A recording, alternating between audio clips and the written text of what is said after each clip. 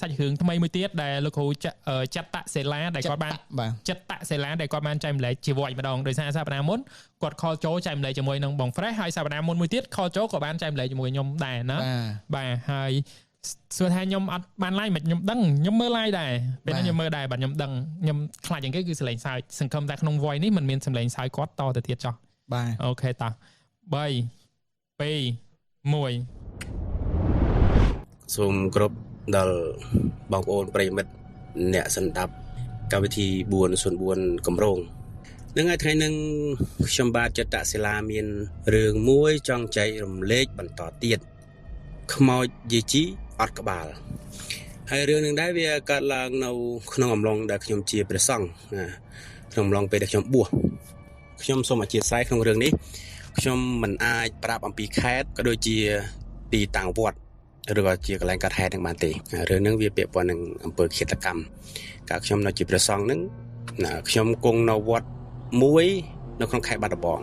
តែខ្ញុំត្រូវមកខេត្តមួយទៀតដើម្បីប្រឡងព្រះអភិធម្មនៅខេត្តមួយហ្នឹងហើយត្រូវទៅគង់ស្នាក់អាស្រ័យនៅវត្តមួយដែលជាទីតាំងកាត់ហេតុហ្នឹងឯងកាលនោះគឺខ្ញុំត្រូវប្រឡងព្រះអភិធម្មថ្នាក់ឯក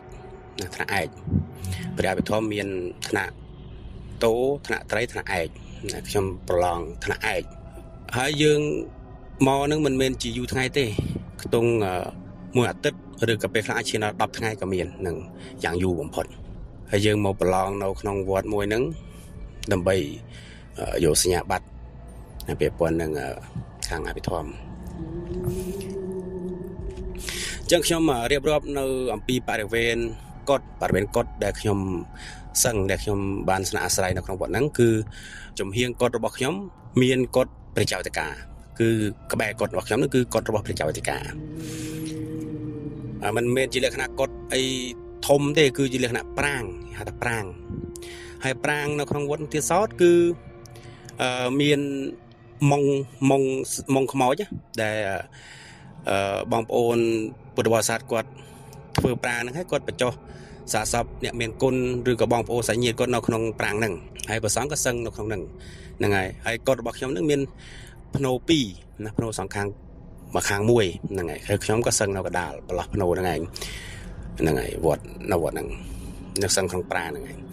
ហើយនៅចំហៀងកុដរបស់ខ្ញុំមួយទៀតជា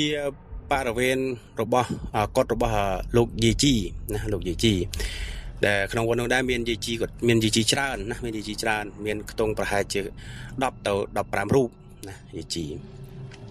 ហើយព្រះសង្ឃក៏ខ្ទង់ទៅ250អង្គដែល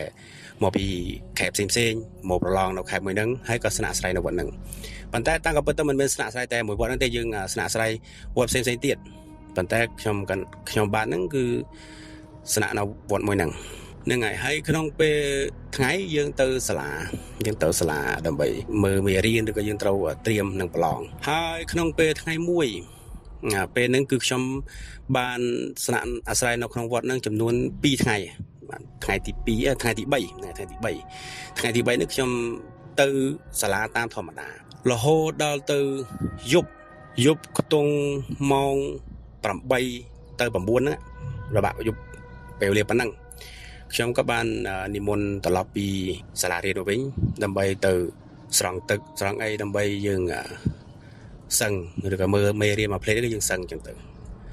ការដែលផ្លែកភ្នែកមួយគឺក្បែរកុដរបស់ខ្ញុំដែលខ្ញុំថាក្បែរកុដខ្ញុំគឺកុដរបស់យេជីហ្នឹងមានខ្សែគេចងពាត់តែពេលយប់ខ្ញុំមិនដឹងជាខ្សែអីទេយើងមើលមិនច្បាស់ខ្ញុំក៏មិនចាប់អារម្មណ៍ទេក៏ទៅកុដទៅប្រាង្គហ្នឹងស្រង់ទឹកស្រង់អីហើយក៏ចូលទៅក្នុងបន្ទប់ក៏ពេលហ្នឹងខ្ញុំក៏ទាញសភៅមកអានពេលដែលខ្ញុំទាញសភៅមកអានបានប្រហែលជា2ទៅ3បន្ទាត់ទេខ្ញុំភ័យបញ្ជាក់មកទៀតថាមុខប្រាង្គរបស់ខ្ញុំនោះមានដូចជាស្រះទឹកនៅមុខប្រាង្គរបស់ខ្ញុំហ្នឹងខ្ញុំអានសភៅហ្នឹងប្រហែលជា2ទៅ3បន្ទាត់ទេ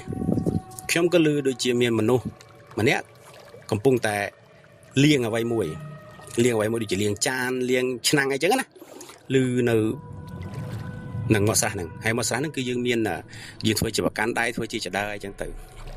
ហើយខ្ញុំក៏រឿងឆ្ងល់ខ្ញុំគិតថា ยุบสมันนังให้เนี่ยนาตัวเลี้ยงไอ้เนาะหรือก็ประสององเซงประองตือเลี้ยงประบาดหรือก็ประองตือเลี้ยงประหัวเลี้ยงไอ้จังตือหรือก็ยังยีงี้สุดท้ายตาหรือก็โลกองเซงตือเลี้ยงได้เลี้ยงเจืองไอ้จังนะยังเกิดปัจจัยวิลือได้ลือให้ลือเตี๋ยช่างมันอ้อยจัดช่างก็ใจปีกดนั่งได้ตัวมือvề được chấm đa tơ nó bị sa một chấm được chấm chốn nó chấm ngay phải chia đập mệt chấm mưa tao khơi sò nhom khơi sò chẳng có chấm đăng hay tha phải chia lục dây chi là bộ quạt sẹo bẹ sò nè có sẹo bẹ sò này những đại dây chi hết có phải chia có liêng ở ngoài mũi mà này có liêng cha có liêng cầm siêu tay rồi bà con mình đằng chấm có đa khát tầm mốc mình tiệt bà hai chi chấm ngay lục dây chi để cho mơ khơi nữa bà hai chỉ 5 mét pe nữa mà mỏng bồn rong bạc chấm ọt miên cứ thật mau chứ đừng có cứ thật ấy đi vừa thấy dương ở toàn đằng nè tụi bố cứ chọn toàn đằng tha vì miên rừng hay đại cả làng tỷ chấm có khơi lục dây chi nữa con cầm pungแต่liêng bạt bảo phải sóng chấm có sùi đấy nhôm nhiều thứ ấy đừng từng dục nè có cái miên bát sa chơi vào bên này liêng bạt lục châu có cái tàu một chấm chẳng chúng có xua có thèm điện cho nhôm liêng bạt đấy dùng smart năng hay chấm prực chấm mấy chấm liêng có bán mình bạch liêng smart năng có cái thà prực liêng mình cắt đi liêng ở lâu hai tư chill tục chúng có mình chỉ chào làm đây phần ta về để chúng tới nó cứ chúng căn phơi pol muối phơi pol bong bồn sài phơi pol để đòn về dương đã thầm đầm rẫy thầm rút đầm rẫy nâng bay crop cho tới nè phơi pol về để đã được pol bầm pong về này chúng có căn có chua từ cho bạch pol nâng từ chòm quần sắpแต่งัดปีสำเร็จเด็กก็ใช้ตอบนึงชมก็ลือก็เล่นตึกเลี้ยงบ้านนึงก็เล่นตึกจังตึกก็เงือบโฉชมก็พายจีกดดาวมาอย่างจังนะชมบ่มร้องนึงเงี้ยคล้วนดาวตลอดทางกรอยวิ่งมาบ่นรูปเพียบเด็กชมเคยขนมเป็นนึงมาบ่นกดการบาดจังกดการบาดดังใดมาข้ามมาก่อนจังบาดนึงเทเลปีได้กดลือโซตะเปล่าก็บาก็เทเลตตึกปุ้งก็เป็นแต่กบาได้ไปเทเลตตึกนั้นเวียอัดเตาครองตึกเตเวียลมเมียตลอดทางกรอยบล็อกชมวิงแต่สมัยเจ็บปรับทางขยมโชว์นึกขบวนเชียงกอดพวกถ้ากอดโชว์ในประกันใดจะได้จอกตัวสระแต่กบาต้องเทเลไปเลยสมากอดให้ลมเมียโมโรขยมวิงแต่โชว์ที่กระกอดแต่สู้ทับคลายดิเอาคลายดิแต่พี่ช่างทอยครูเจ็บเป้ได้ยังทอยครูนั้นเพลิงเปิลยังกับวิตือช่วยจะสามนะวิออดเมนูมากลายดิดับเป้ช่างปวดเพลิงเปิลยังตือโรกลายลูกยีนึงก็โชว์บัดลูกยีจีมันเนี่ยถึงบัดช่างก็แบคล้วนดับเป้ดาวตะกดช่างแบคล้วนดาวตะกดบองโอนสมัยรูปเพียบกลายนั่งนะฮะบอนสมัยรูปเพียบเด็กชมแบเต้าปียังแบสลัมเต้ายังแบสลัมดำใบดำรังได้แต่ก่อนไปเนี่ยมีนรูปเรียงมวยโชว์กระบายขยมจำง่ายไปให้เชียร์มวยจังอามไปขยมนี่อดมีนกระบาลเงี้ยมวยชุบเคยเนี่ยนมุกดึงมั้งป้าเลยที่ปีเลยพี่ขยมใส่ขยมใส่ว้าวแล้วไปขยมใส่ว้าวจังตึ๊พออ่างมาอ่างเตี้ยรถโลกนิมนต์เมาเขาก็สู้ขยมกุมจ้ากัดไอ้จังเลยขยมก็ปรับแต่ขยมเคยดวงพลังขยมเคยวิญญาณลูกยายจีมันเนี่ยแต่โชว์บุกขยมมันเนี่ยอัดเมียนกระบาลเป็นไอ้จังตึงนะรูปเพียบปีได้ยืงเงี้ยคล้วนม้อมาบนเลี้ยงเงี้ยโมวุบเคยเมียนรูปเรียงมวยโชว์กระบายมุกยืงเดี๋ยวอัดเมียนกระบาลเป็นนึงเป็นเด็กชงเงียบมันต้องเปิดเสียบเลือดไหลนะบางคนเปิดแล้วบันปังกลมจ้ะโลก็มีซองในการหาดิก้นไงมันยังมีเรื่องแฮดมวยเนี่ยเรากดลูกยีเนี่ยลูกยีนึงชัวลูกยีไปจนกด60 ปีชนะกลมจ้ะอังนั้นก็บันมีซองในการมวยคำท้ายดิก้นมันตะกดเดี๋ยวจำกันนาดิยีเรื่องไอ้สดับเรื่องไงมันเรื่องการแฮดไงมันยัง ខ្ញុំក៏នៅរៀងភ័យបងប្អូននៅរៀងភ័យនៅរៀងបុកពោះតែក៏ដើរទៅរើសពិលแล้วក៏ដើរទៅនិមន្តគុណម្ចាស់អង្គនឹងទៅដល់ក្នុងប្រាង្គក្នុងបន្ទប់ខ្ញុំក៏ព្រះអង្គក៏គង់លើគ្រែគុណម្ចាស់អង្គនោះក៏ព្រះអង្គមានសន្និដ្ឋានថាថ្ងៃមិញហ្នឹងមានរឿងហេតុឃាតកម្មមួយគឺព្រះគ្រូចៅអធិការហ្នឹងគាត់បានធ្វើឃាតលោកយាយជីដែលឈ្មោះរហូតដល់ដាច់ក្បាលចេញពីស្មាហើយគាត់ធ្វើសកម្មភាពនោះគឺគាត់កាប់ចិញ្ច្រាំបំពង់កនេះបំពង់កបងប្អូនសម័យណារូបភាពសាកសពដែលគុំចាស់អង្គនឹងព្រះអង្គបានឃើញដែលហើយក៏លោកបានមកមានសន្និដ្ឋានប្រាប់ខ្ញុំក្នុងពេលហ្នឹងណាគាត់ថាបំពង់កនេះមកបរិវេណកនេះគឺវាលង្សោះវាលក្ខណៈដូចយើងចិញ្ច្រាំសាច់ជ្រូកចិញ្ច្រាំលង្វល់រហូតដល់ដាច់ក្បាលចេញពីស្មាហើយបងប្អូនកូនក្មួយនេះសម្ដៅបាច់ជាឆ្ងល់ថាចុះមូលហេតុបានជាដូនជីនឹងគាត់អត់រើបំរាស់គាត់រើអត់រួចទេបងប្អូនដៃគាត់ត្រូវគេចងជើងត្រូវគេចងហើយបំពង់កនឹងត្រូវបានគេហាន់គេចិញ្ច្រាំជាច្រើនកំបិតមែនទេរហូតដល់ដាច់បើន័យថាកំបិតវាមិនសូវមុតដឹងអីមិនដឹងយើងមិនដឹងដែរលក្ខណៈនឹងដែលព្រះអង្គគុណចាស់ដែលបានមានសន្និដ្ឋានប្រាប់ខ្ញុំនោះគឺវាអញ្ចឹងចិញ្ច្រាំហាន់ជាច្រើនដងដើម្បីឲ្យដាច់ហើយព្រះចៅតកាអង្គនោះបានយកក្បាលរបស់យាយជីនឹងបោះចោលក្នុងស្រះហ្នឹងយកទៅបោះចោលក្នុងស្រះហ្នឹងហើយសាកសពហ្នឹងគឺអត់មានក្បាលទេដែលដេកស្លាប់នៅលើគាត់ហ្នឹងអត់មានក្បាលទេហើយដៃជើងត្រូវចងទៀតហើយក៏មានប្រសងអង្គផ្សេងបានឃើញយ៉ាងទៅក៏រាយការណ៍ទៅប្រាប់កងកម្លាំងសមត្ថកិច្ចទៅតែសូមបញ្ជាក់ថាព្រះចៅតកាអង្គនោះពេលដែលធ្វើសកម្មភាពនឹងហើយគឺអត់មានរតនាទេណាអត់មានរតនាទេគឺលោកឡើងទៅកត់របស់លោកតាមធម្មតាដូចជាថាធ្វើដូចអត់មានរឿងអីកាត់ឡើងអញ្ចឹងណាកងកម្លាំងសមត្ថកិច្ចក៏ចុះមករងព្រាក៏ធ្វើហេតុកសោវិច័យអីចឹងទៅហើយមានការសួរនាំអីចឹងទៅ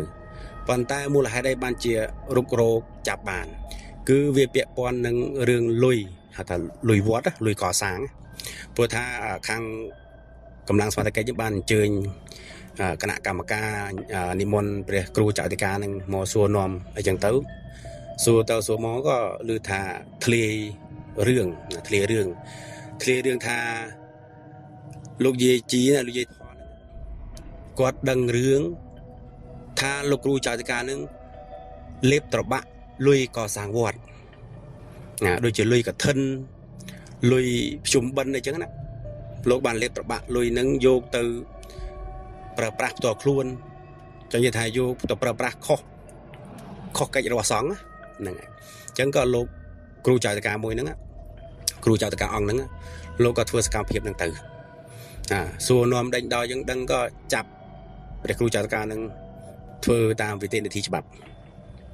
ក៏សាងសំណុំរឿងអីចឹងទៅគណៈកម្មការអាចារ្យក៏យកសាកសពយកអីហ្នឹងហើយតែក៏មានក្រុមអ្នកចោះរាវរោក្បាលរបស់លោកយាយឬប្រសង់អង្គដែលនិយាយដែលមានសន្និដ្ឋានប្រាប់ខ្ញុំថារោយូរមែនទែនក៏ប្រហែលជាខ្ទង់2 ទៅ 3 ម៉ោងទៅឃើញក្បាលរបស់លោកយាយហើយក៏គេយកទៅផ្គុំគ្នាដើម្បីធ្វើបុណ្យតែសូមបញ្ជាក់ថាយប់ហ្នឹងនៅសាលាឆាន់ក៏ខ្ញុំឮសំឡេងចាស់សំឡេងបុណ្យសពអីមានតែខ្ញុំមិនចាប់អារម្មណ៍ថាជាការបុណ្យសពរបស់លោកយាយហើយក៏វាមិននឹកស្មានដល់ហ្នឹងហើយតែខ្ញុំ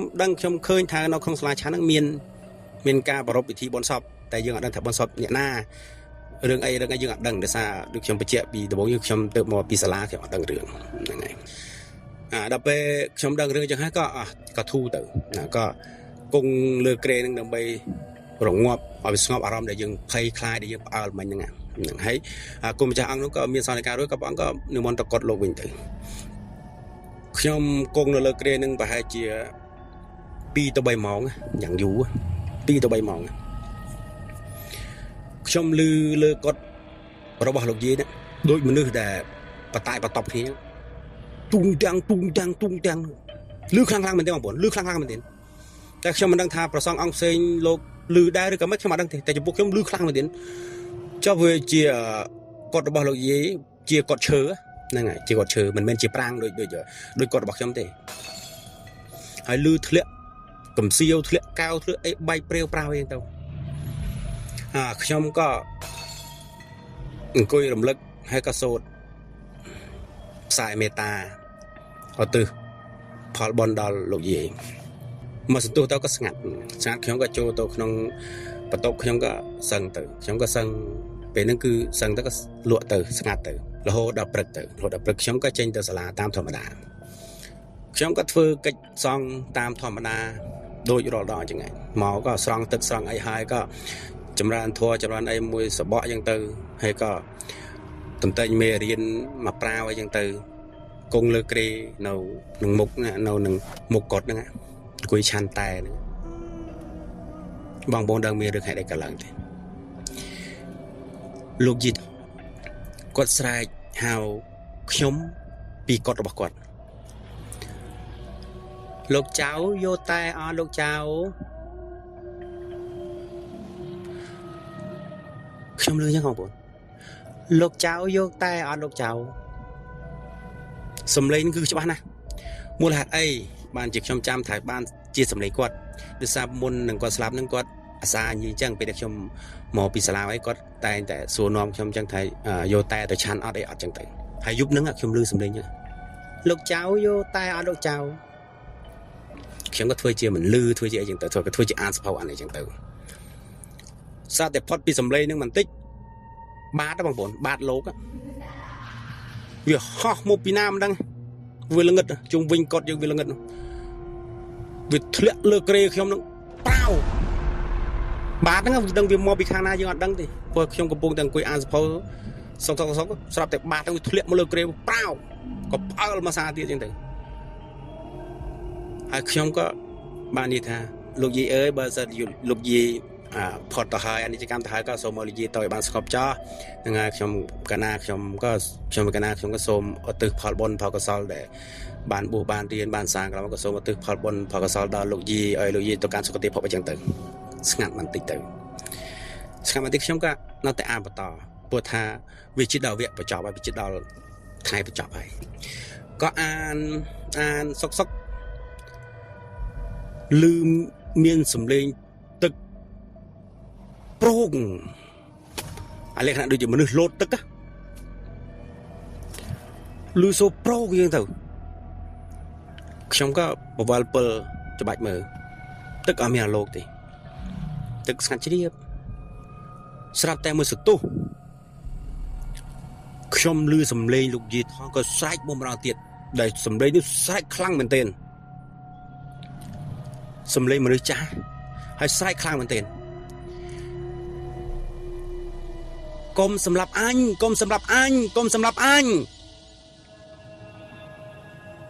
លឺស្រែកចឹងបងប្អូនលឺសំឡេងស្រែកចឹងស្រែកមិនយូរទេចំនួន3 ទៅ 4 ដងកុំសម្លាប់អញហើយខ្ញុំមើលទៅវាមិនស្រួលទេមិនស្រួលទេក៏រៀបចំទុកដាក់សភៅរៀបចំតែទឹកអីនឹងទុកឲ្យស្រួលក៏ចូលទៅក្នុងកត់ទៅខ្ញុំចូលទៅក្នុងកត់ក៏ចាក់កលឹះចាក់អីយ៉ាងទៅក៏រៀបចំកន្លែងសឹងបងប្អូនហេតុការណ៍ហ្នឹងហើយបងប្អូនគួរច្បាស់ជាឆ្ងល់ថាលោកគ្រូលងតែលោកគ្រូម្នាក់ឯងអញ្ចឹងខ្ញុំមិនដឹងដែរថាគាត់ទៅលងព្រះអង្គលោកអង្គផ្សេងដែរឬក៏អត់ក៏ខ្ញុំមិនដឹងដែរដូចស្យើងអត់បានសួរនាំអីគេទេតែចំពោះយើងគឺវាជួបម្នាក់ឯងអញ្ចឹងមិនដឹងថាលោកខ្ញុំតែម្នាក់ឯងឬក៏លោកព្រះសង្ឃអង្គដតីក៏ខ្ញុំមិនដឹងដែរស្រាប់តែខ្ញុំរៀបចំសឹងខ្ញុំលឺសំឡេងលោកយាយថតម្ដងទៀត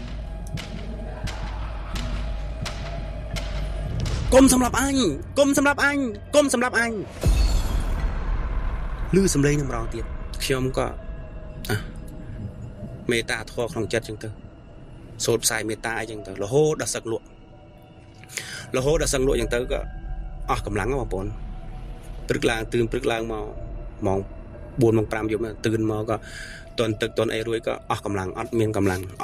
កំហែងក៏ត្រូវតែរៀបចំ ខ្លួនដើម្បីទៅប្រឡងបន្តទៀតខ្ញុំក៏បានយករឿងហ្នឹងខ្ញុំបានយករឿងហ្នឹងទៅប្រាប់ព្រះគ្រូសូត្រស្ដាំនិងព្រះគ្រូសូត្រឆ្វេងហើយនិងព្រះអង្គអនុគុណប្រាប់អំពីបញ្ហាហ្នឹងលោកគ្រូសូត្រឆ្វេងក៏លោកបានរៀបចំឲ្យខ្ញុំនឹងទៅនៅសឹងនឹងសាលារៀនតែម្ដង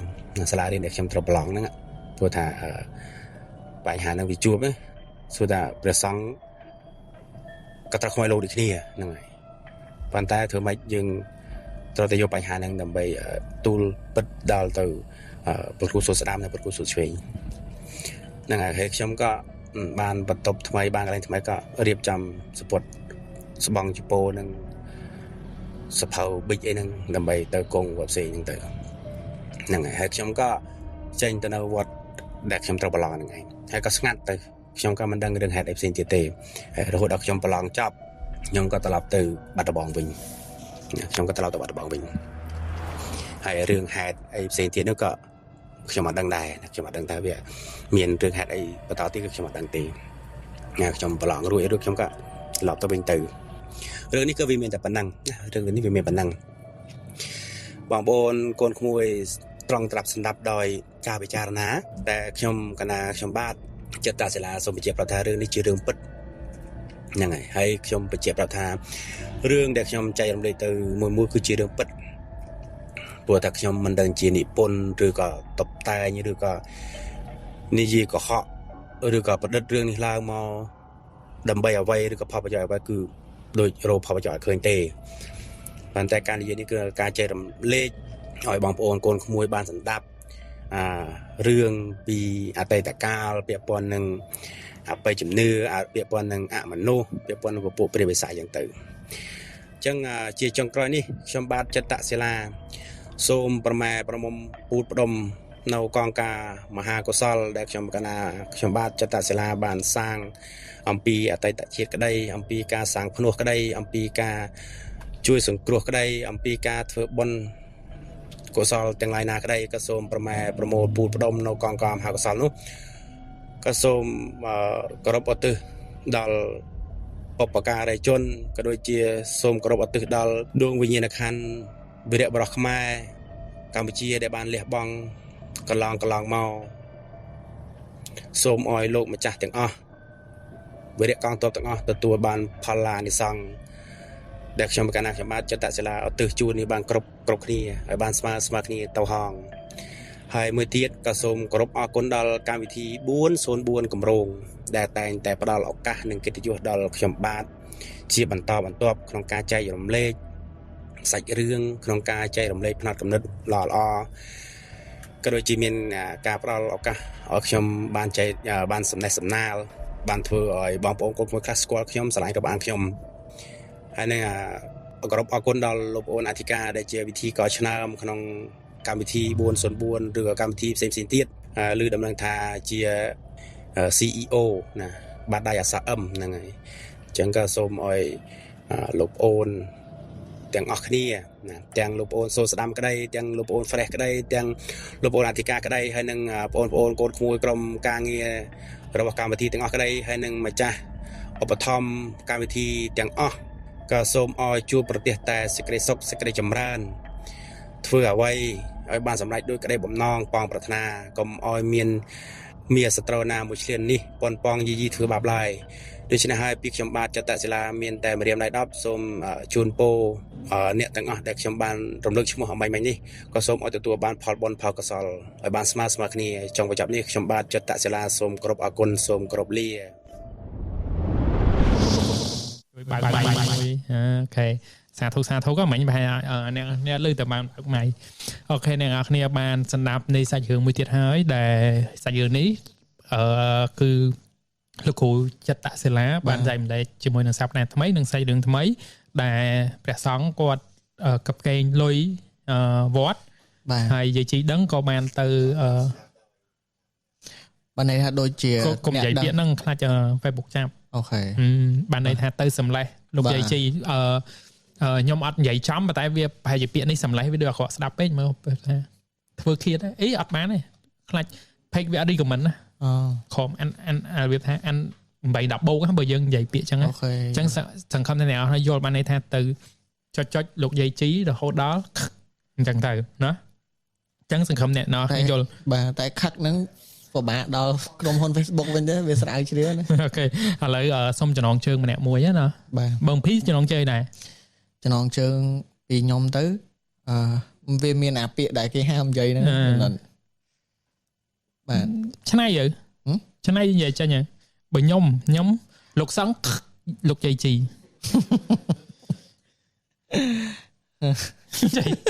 ម៉ៅខ្មោចលោកយាយជីអត់សេរសាអត់ព្រះកេសា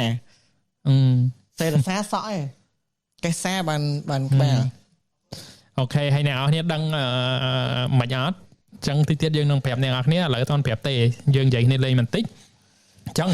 បន្តិចទៀតយើងនឹងធ្វើការខលទៅកាន់មេស៊ីខ្មែរយើងនឹងខលទៅកាន់មេស៊ីខ្មែរតែម្ដងដើម្បីសំណេះសំណាលបន្តិចតើកន្លែងហ្នឹងបែបណាដែរកន្លែងបាល់ហ្នឹងអត់ស្រើអត់ណាបាទហើយថ្ងៃនេះដូចអត់ឃើញគាត់ live ហ៎រត់ដងគាត់ live ច្រើនណា 3-4k រហូតរាល់ថ្ងៃគាត់ live រាល់ថ្ងៃបាទហើយអញ្ចឹងអរគុណអ្នកនរគ្នាដែលបានស្ដាប់ដល់ voice ស្ដាប់ដល់ច្រឡំបាទន័យថាអ្នកនរគ្នាបានស្ដាប់ចំពោះសាច់រឿងលោកគ្រូចតសិលាក៏ដូចជាការជូនបុណ្យកុសលដែលគាត់បានសាងវិភ្នោះអីហ្នឹងក៏អាមោទនាក៏ដូចជាសាធុយកទាំងអស់គ្នាដើម្បីបានសេចក្តីសុខណាអូខេហើយកម្មវិធីយើងនៅតែបន្តហើយលើកទៀតឲ្យអ្នកនរគ្នានៅតែជួយ share ម្នាក់មួយ comment ម្នាក់មួយហើយថ្មទូរស័ព្ទអ្នកខ្លះនៅសល់ 34% ទេហើយបងប្អូនដែលនៅ YouTube channel កុំភ្លេចទៅ subscribe ណាហើយនៅគាត់ comment ណា41% កុំភ្លេច comment ថ្មទូរស័ព្ទប្រាប់ក្រុមការងារយើងឲ្យបានដឹងផងឥឡូវយើងនឹងនាំអារម្មណ៍អ្នកនរគ្នាទៅជួបជាមួយនឹង Messi មែន Messi Cambodia និយាយទៅពីខ្ញុំទៅខ្ញុំសុំមកប៉ុណ្្នឹងសុំបងកុំទៅវាយសៃទៀតបានហើយខ្ញុំសម័យឃើញរូបភាពហ្នឹងហ្មងលេខសការ៉េណាចាំគាត់លើកនិយាយជំរាបសួរបង Messi មកឥឡូវជំរាបសួរ Messi បាទជំរាបសួរបង Messi បងលើកហៅ Messi បិទបណ្ដោយជាប់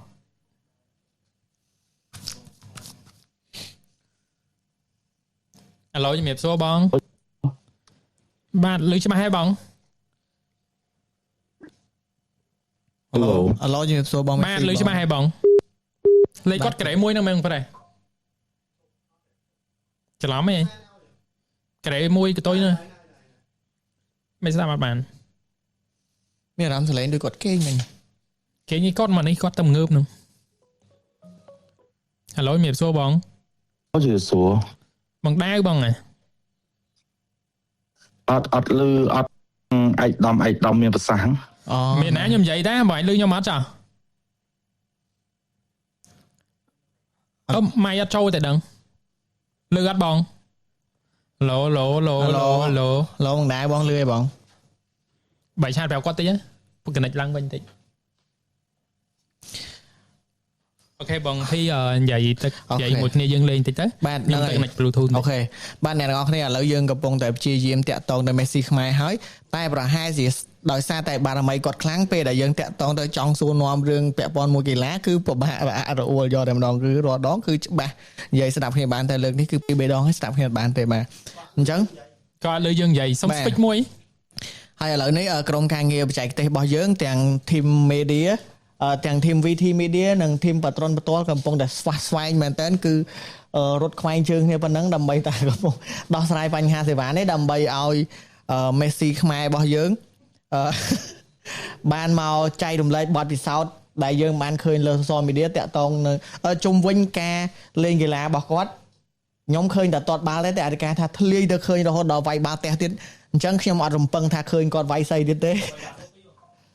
បាទគេហ្នឹងហើយមានទទួលបានព័ត៌មានថាទាត់បាល់ណាគាត់ស៊ីគេ18គ្រាប់ទល់2អ្នកទាំងអស់គ្នាអញ្ចឹងសូមអ្នកទាំងអស់គ្នាជឿដោយប្រើវិចារណញ្ញាណសំខាន់ខៃវាសួរនេះវាត្រូវដែរថា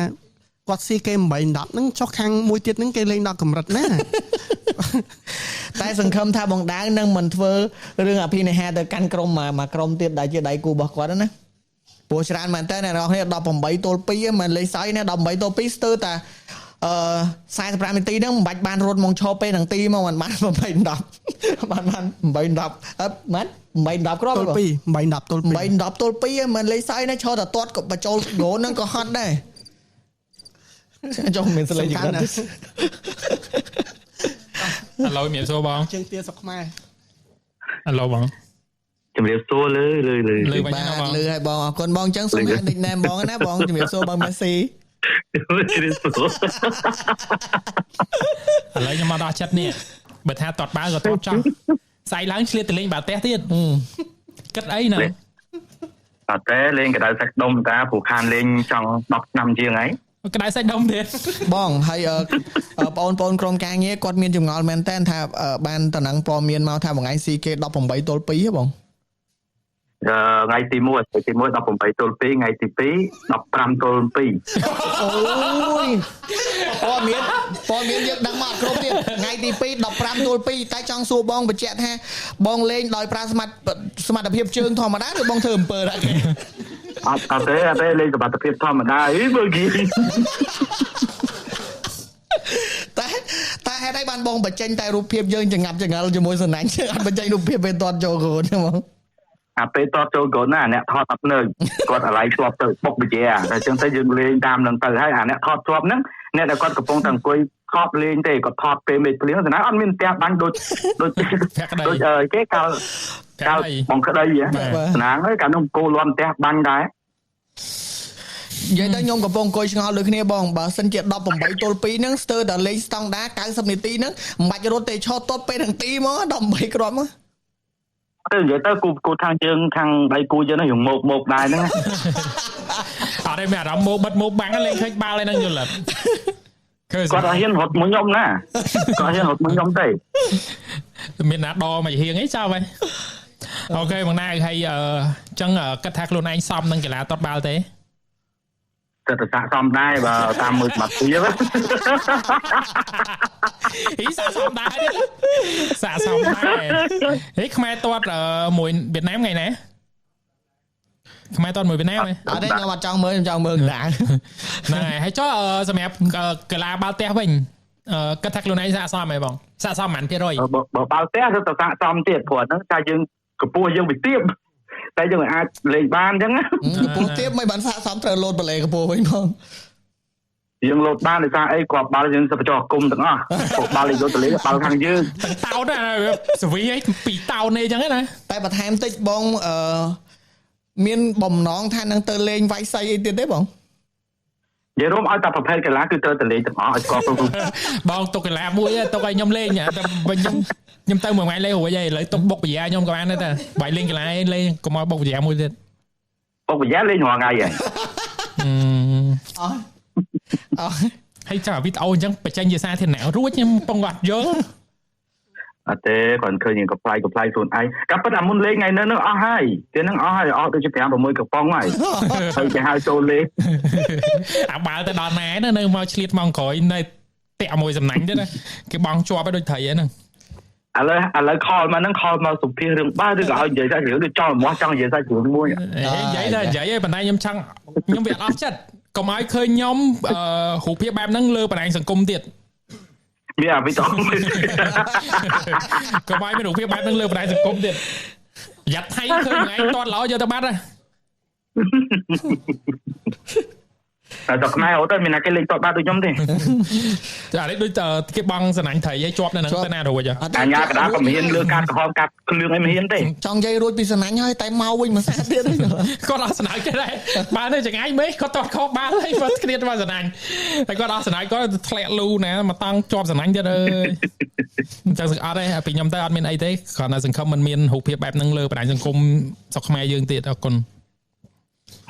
អត់មានទេព្រោះគាត់លើពីជើងជ្រៀងហើយតែថ្លៃអានោះជ្រៅដែរហ្នឹងអាលូហ្នឹងជ្រៅដែរហ្នឹងអូខេបងតោះមួយរយៈនេះសុខសប្បាយទេបងមួយរយៈនេះរៀងសុខសប្បាយតិចតែគាត់រវល់ការងារច្រើនព្រោះសំបីតាផេកខ្លួនឯងក៏អត់ទៅបាន live ដែរឥឡូវបាទឃើញបង live view ច្រើនណា 2k ឲ្យតែ live 3-4k ច្រឡំ 2k 3-4k រហូតហ្នឹងជាទូទៅដូចជា 3k ជាង4 បាទអូខេអញ្ចឹងទទួលស្គាល់ថាបងណៅល្បីជាងខ្ញុំឆ្ងាយណាស់តែមិនមែនកីឡាបាល់ទាត់ទេតែមិននិយាយទៅកីឡាអូខេតើបងថ្ងៃនេះមានអីចែកម្លែកទៅកាន់គ្នាយើងហើយបងមានរឿងចែកម្លែកមួយរឿងហ្នឹងវារឿងបងប្អូនអ៊ីស្លាមបងប្អូនចាំប្រហែលគាត់ស្គាល់វិញ្ញាណមួយហៅថាកំឡាយវាកំឡាយវានៅក្នុងបើនិយាយទៅបើខ្ញុំនិយាយខុសសូមទោសទៅកាន់បងប្អូនខ្មែរអ៊ីស្លាមទាំងអស់គ្នានៅក្នុងច្បាប់របស់បងប្អូនអ៊ីស្លាមគេមានប្រភេទ3យ៉ាងមួយគេហៅជីន2គេហៅថាសៃតាន3គេហៅថាកំឡាយប្រភេទ3ហ្នឹងតែក្នុងប្រភេទ3ហ្នឹងវាមុខងារផ្សេងគ្នាណាពួក3នាក់ហ្នឹងណាតែគេខ្ញុំចង់លើករឿងកំឡាយមួយយកមកនិយាយរឿងកំឡាយស៊ីសុកក្មេងកំឡាយវាស៊ីសុកក្មេងរឿងហ្នឹងវាចេះរឿងហ្នឹងពាក់ព័ន្ធជាមួយនឹងកំឡាយចង់បញ្យល់ទៅកាន់បងប្អូនយល់ថាកំឡាយវាជាប្រភេទដូចពួកអាបចឹងពួកហ្នឹងណាវាមានកំឡាយខ្លះជាប្រភេទព្រលឹងកំឡាយខ្លះជាមនុស្សតែអាចត្រូវបានអាកំឡាយមួយនេះវាចូលសន្តាប់អញ្ចឹងណាវាចូលទៅសន្តាប់រោគរាងមនុស្សយើងអញ្ចឹងរឿងហ្នឹងពាក់ព័ន្ធជាមួយនឹងយាយម្នាក់រឿងហ្នឹងក៏នៅក្នុងសកាត់ចូលយវ៉ាដែរតែគាត់តែនៅខាងភូមិភូមិគៀនឃ្លាំងនៅខាងភូមិគៀនឃ្លាំងមានយាយម្នាក់ហ្នឹងគាត់ខ្ញុំសូមអត់ហ៊ានបញ្ចេញឈ្មោះគាត់ទេអធិស្ឋានណាព្រោះថាគាត់ជនជាតិផងហ្នឹងហើយចាត់ទុកថាបងប្អូនស្ដាប់កំសាន្តទៅបាទរឿងហ្នឹងចាគាត់យាយម្នាក់ហ្នឹងគាត់កាលហ្នឹងតាមតាម៉ាក់គាត់ប្រាប់យាយហ្នឹងប្រហែលបច្ចុប្បន្នគាត់52 53យាយហ្នឹងឲ្យគាត់ឆ្មបពីដើមគាត់ឆ្មបពីដើមហើយកាលអំឡុងនៅឆ្នាំលបាក់ឆ្នាំកាលហ្នឹងដូចជាឆ្នាំរដ្ឋបហាណា96 97 98កាលហ្នឹងគឺភាគច្រើនកាលហ្នឹងធ្លាប់របៀបថាមានអ្នកណាគេសម្រាប់បុតសម្រាប់ធីតាគាត់ឬក៏គាត់ឆ្លងទន្លេគាត់ច្រើនតែមានឆ្មបមកបង្កើតឲ្យដល់ផ្ទះអញ្ចឹងណាកាលហ្នឹងមិនសូវទៅពេទ្យអីហ្មងទេកាលហ្នឹងទំបីតបងក៏បងដល់ឆ្មបមកបង្កើតដល់ផ្ទះដែរនិយាយទៅកាលហ្នឹងណាគឺសបោឆ្មបហើយឆ្មបហ្នឹងហៅឆ្មបពីសង្គមចាស់ដល់តែពេលអញ្ចឹងទៅយាយហ្នឹងគាត់ហ្នឹងអាចដុតឆ្មបគាត់ជាអ្នកដែលបង្កើតកូនច្រើនមកហើយយាយហ្នឹងណាតែក្រោយមកយាយហ្នឹងគាត់បាត់ខ្លួនមករយៈគ្រាន់តែថាតាមតំណឹងដែលដឹងថាយាយហ្នឹងគាត់អ្នកទៅនៅខាងកំពង់ចាមគាត់ទៅនៅខាងចរោកំពង់ចាមក៏បាត់មុខគាត់មករយៈទៅដល់ពេលបាត់មករយៈក្រោយមកក៏គាត់នឹងឡប់មកវិញគាត់ដូចថាគាត់វិលមកស្រុកភូមិគាត់វិញគាត់នៅតែគាត់ទៅធ្វើអីយើងក៏វាមិនដឹងអាហ្នឹងរឿងឯកជនរបស់គាត់តែដល់តែក្រោយពេលដែលគាត់ត្រឡប់មកវិញទៅគាត់មកបានប្រហែលជារយៈពេលលើខ្វះថា1ឆ្នាំជាងគាត់មកវិញណាគាត់នឹងជាមនុស្សដែលអាការៈអត់ទៅនិយាយស្ដីទេខុសប្លែកពីមុនឆ្ងាយខ្ញុំសុំហៅឈ្មោះគាត់ហ្មងទៅគាត់ឈ្មោះគេហៅគាត់យាយលឺមឺថាយាយនោះគាត់មានសាច់ទេគេហៅគាត់ថាយាយលឺមឺបាទដល់ពេលអញ្ចឹងទៅគាត់នឹងពីមុនគាត់ជួយគេដូចថាគេការគេអីចឹងគាត់ទៅជួយធ្វើម្ហូបធ្វើអីដាំបាយឲ្យគាត់រស់រាយតែក្រោយពេលដែលគាត់ទៅជ្រោហើយគាត់ត្រឡប់មកវិញគាត់ចាប់ផ្ដើមលេងនិយាយស្ដីអត់ទៅនិយាយស្ដីកាត់បន្ថយស្ទើរតែ 50% តែក្រោយមកហ្នឹងក៏របៀបដូចថាមានគេសម្រាប់កូនអញ្ចឹងណាមានគេសម្រាប់កូនហើយអ្នកហ្នឹងគឺកូនតកែគោទៀតអ្នកដែលសម្រាប់កូនហ្នឹងគឺកូនតកែគោកាលហ្នឹងគេហៅរោងគោកន្លែងក្រោលគោដែលកុងស៊ីកាប់គោហ្នឹងវានៅភូមិណាមគោកូនស្ពានជ្រោយវ៉ានេះកាលហ្នឹងកូនតកែគោហ្នឹងគាត់សម្រាប់កូនហើយក៏ហៅយាយហ្នឹងគាត់មកសម្រាប់ដល់ពេលមកយាយហ្នឹងក៏គាត់សម្រាប់ដូចតរត់ដងចឹងជាទូទៅតលៀមទលាប់អ្នកសម្រាប់កូនអញ្ចឹងគេគឺយកសក់យកអីទៅកប់គេយកសក់ក្មេងនេះយកទៅកប់ហើយតលៀមទលាប់អបិយជំនឿពីដើមគេមុននឹងយកទៅកប់គេសុទ្ធតែមានបលាមានអីចឹងទៅដើម្បីកុំឲ្យអាពីម៉ាស៊ីបាទអានោះថាជំនឿពីដើមណាមានតែបខំបងប្អូនឲ្យជឿអីទេដល់ពេលចឹងទៅយាយហ្នឹងគាត់ក៏បានសម្រាប់កូនគេនោះរួចទៅគាត់ក៏ប្រាប់អ្នកដែលយកសក់ហ្នឹងទៅកប់គាត់ប្រាប់ថាឲ្យទៅកប់នៅតាណាអីតាណាចឹងទៅប្រាប់ថា1 2 3 4 5ចឹងទៅអ្នកហ្នឹងក៏យកសក់ហ្នឹងទៅកប់ហើយគាត់ក៏ប្រាប់គេឲ្យលាងដូចថាលាងឈាមលាងអីលាងទឹកភ្លក្សដែលវាបែកទេចឹងលាងឲ្យស្អាតទៅកតោបណាដែលប្រឡាក់អីចឹងឲ្យយកទៅកប់ចោលឬក៏បដែតទឹកចោលអីទៅគាត់និយាយទៅគេមើលមកថាគាត់ត្រឹមត្រូវណាយល់ទេត្រាប់តាវាបានឆ្លងទន្លេហ្នឹងបើលើខ្វះវាបាន3 ទៅ 4 ថ្ងៃក្រោយអ្នកដែលឆ្លងទន្លេដែលជាម្ដាយតែគាត់ទំឆ្លងទន្លេហ្នឹងណាគាត់នឹងចាប់ផ្ដើមទាស់សរសៃតែកាលហ្នឹងទាស់សរសៃគាត់ទៅសារតែគាត់នឹងហូបសាច់ក្របីដែរគាត់ហូបសាច់ក្របីទៅវាទាស់តែវាបោកផ្សំគ្នាផងវាបោកផ្សំគ្នាព្រោះមុនពេលដែរអ្នកនឹងទាស់យាយនឹងធ្លាប់ទៅរបៀបទៅសួរសុខទុក្ខថាមានឈឺមានព្រឺល្ងាមានក្តៅអីអត់អញ្ចឹងណាទៅសួរសុខទុក្ខតែក្រោយពីសួរសុខទុក្ខទៅគាត់អ្នកនឹងវាចាប់ផ្ដើមទាស់តែទាស់ហ្នឹងគាត់មិនស្លាប់ទេតែ វិញ្ញាណមួយដែលបងនិយាយមានថាកម្លាយហ្នឹងចូលម្ដាយទាំងចូលម្ដាយមួយដែលកើតកូនហ្នឹងទោះបាន2ថ្ងៃក្រោយអ្នកហ្នឹងគាត់ចាប់ផ្ដើមលេងនិយាយស្ដីដូចគ្នាគាត់ចាប់ផ្ដើមលេងនិយាយស្ដីហ្នឹងគាត់ចាប់ផ្ដើមទាឪពុករបស់គាត់ហ្នឹងហូបងាវឆៅគាត់ចង់ហូបងាវឆៅអាងាវនៅឈាមណាគាត់ចេះតែទាហូប3ទៅ4ដងហើយគាត់ហូបមិនក៏ហូបអត់ចែកតែដល់ផុតពីហូបគាត់កថ្ងៃហ្នឹងគាត់សួរឪពុករបស់គាត់អ្នកដែលកាប់កូនហ្នឹងថាយ៉ានឹងឪចឹងថាឪឯងហ្នឹងទៅកន្លែងកាប់គោកងស៊ីគោអត់បើកាប់គោបាយចាំយកខួរឲ្យខ្ញុំមួយខួរគោយកខួរគោឲ្យខ្ញុំមួយខ្ញុំចង់ចំហុយខួរគោហូបហ្នឹងណាត្រាប់តែឪពុកគាត់ហ្នឹងក៏យកមកឲ្យចង់ទៅកូនចឹងណាមានតែមួយទេក៏យកមកឲ្យឃើញហើយថាត្រាប់តែគាត់ហ្នឹងអត់យកទៅចំហុយគាត់យកខួរគោហ្នឹងទៅវងឡើយគាត់យកទៅដាក់ក្នុងអាធុងតកកពណ៌តក្រូចអាធំណាព្រោះតែគេកាប់គោគេមានធុងចឹងច្រើនគាត់យកទៅដាក់ខាសទេណាគាត់ទៅជុំឡើងគាត់យកខួរគោទៅឆៅយកមកហូបណាពូធំហ្នឹងគាត់យកខួរគោឆៅយកមកហូបរួចប្អូនរបស់គាត់ចដូនមួយគាត់ហ្នឹងក៏ឃើញសួរថាកំពុងធ្វើអីគាត់ក៏ប្រាប់តែគាត់ហូបខួរគោទាំងដែលចដូនមួយហ្នឹងឃើញថាខួរគោហ្នឹងគឺអត់បានចំហុយទេនៅឆៅអញ្ចឹងគាត់ថាមិនក៏ហូបទាំងឆៅអញ្ចឹងណាគាត់ក៏និយាយថាមិនក៏របៀបដូចចាមិនក៏ហូបទាំងឆៅអញ្ចឹងហូបទាំងឆៅទៅពួកកំឡាយអញ្ចឹងណាគាត់និយាយអញ្ចឹងណាប្រាប់ថាអ្នកដែលគាត់ដែលជាម្ដាយដែលគាត់កំពុងទាស់ហ្នឹងគាត់និយាយថាបើអញមិនមែនកំឡាយក៏អញមិនមែនមនុស្សគឺគាត់ឆ្លើយចំហ្មងគាត់ថាបើអញជាកំឡាយបើអញមិនមែនជាកំឡាយគឺអញជាមនុស្សបើអញមិនមែនជាមនុស្សគឺអញកំឡាយគាត់និយាយចឹងហ្មងតែតែហើយនិយាយអីចឹងបងឯងនិយាយអីចឹងបងឯងពងទងន់ទៅកើតទៅអីផងមិននិយាយអីចឹងណាគាត់ក៏ឈប់និយាយគាត់ក៏ឈប់ហូបដូចគ្នាហើយគាត់ដើរទៅបន្ទប់គាត់រៀងខ្លួនដែរទៅកន្លែងរៀងខ្លួនចឹងណាអាវៈនឹងអត់អីទេក្រោយមកគាត់នឹងរបៀបមនុស្សដែលត្រូវបានគេស្ថិតឬក៏ត្រូវគេចូលនឹងរបៀបអាការៈវាមិនដូចមនុស្សយើងណាអូនគាត់ចាប់ផ្ដើមនិយាយស្អីក៏គាត់ចម្លែកដែរសូម្បីតែការហូបចុកគាត់ក៏ចម្លែកខុសពីគេដែរមនុស្សហូបហ្នឹងហើយមនុស្សហូបបាយយើងហូបជុំគ្នាអីចឹងណាគាត់អត់ទេគាត់មិនហូបបាយគាត់អង្គុយស្រឡឹងមើលបាយគាត់ស្លក់បាយរួចគាត់កាច់ករបៀបដូចស្រឡឹងមើលអីមួយចឹងបាត់គាត់ហូបក្រោយមកក៏បងស្រីមួយដែលគាត់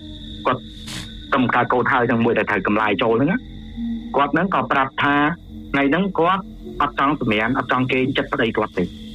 គាត់និយាយចឹងគាត់ថាគាត់អត់ចង់ដេកចិត្តទេគាត់ថាគាត់ធន់ថប់ណាយើងវាត្រេះអីចឹងណា1 2 3ចឹងតែប្តីគាត់ហ្នឹងក៏យល់ស្របថាថ្ងៃហ្នឹងបងអត់ដេកទេចឹងបងថ្ងៃហ្នឹងបងទៅដេកនៅ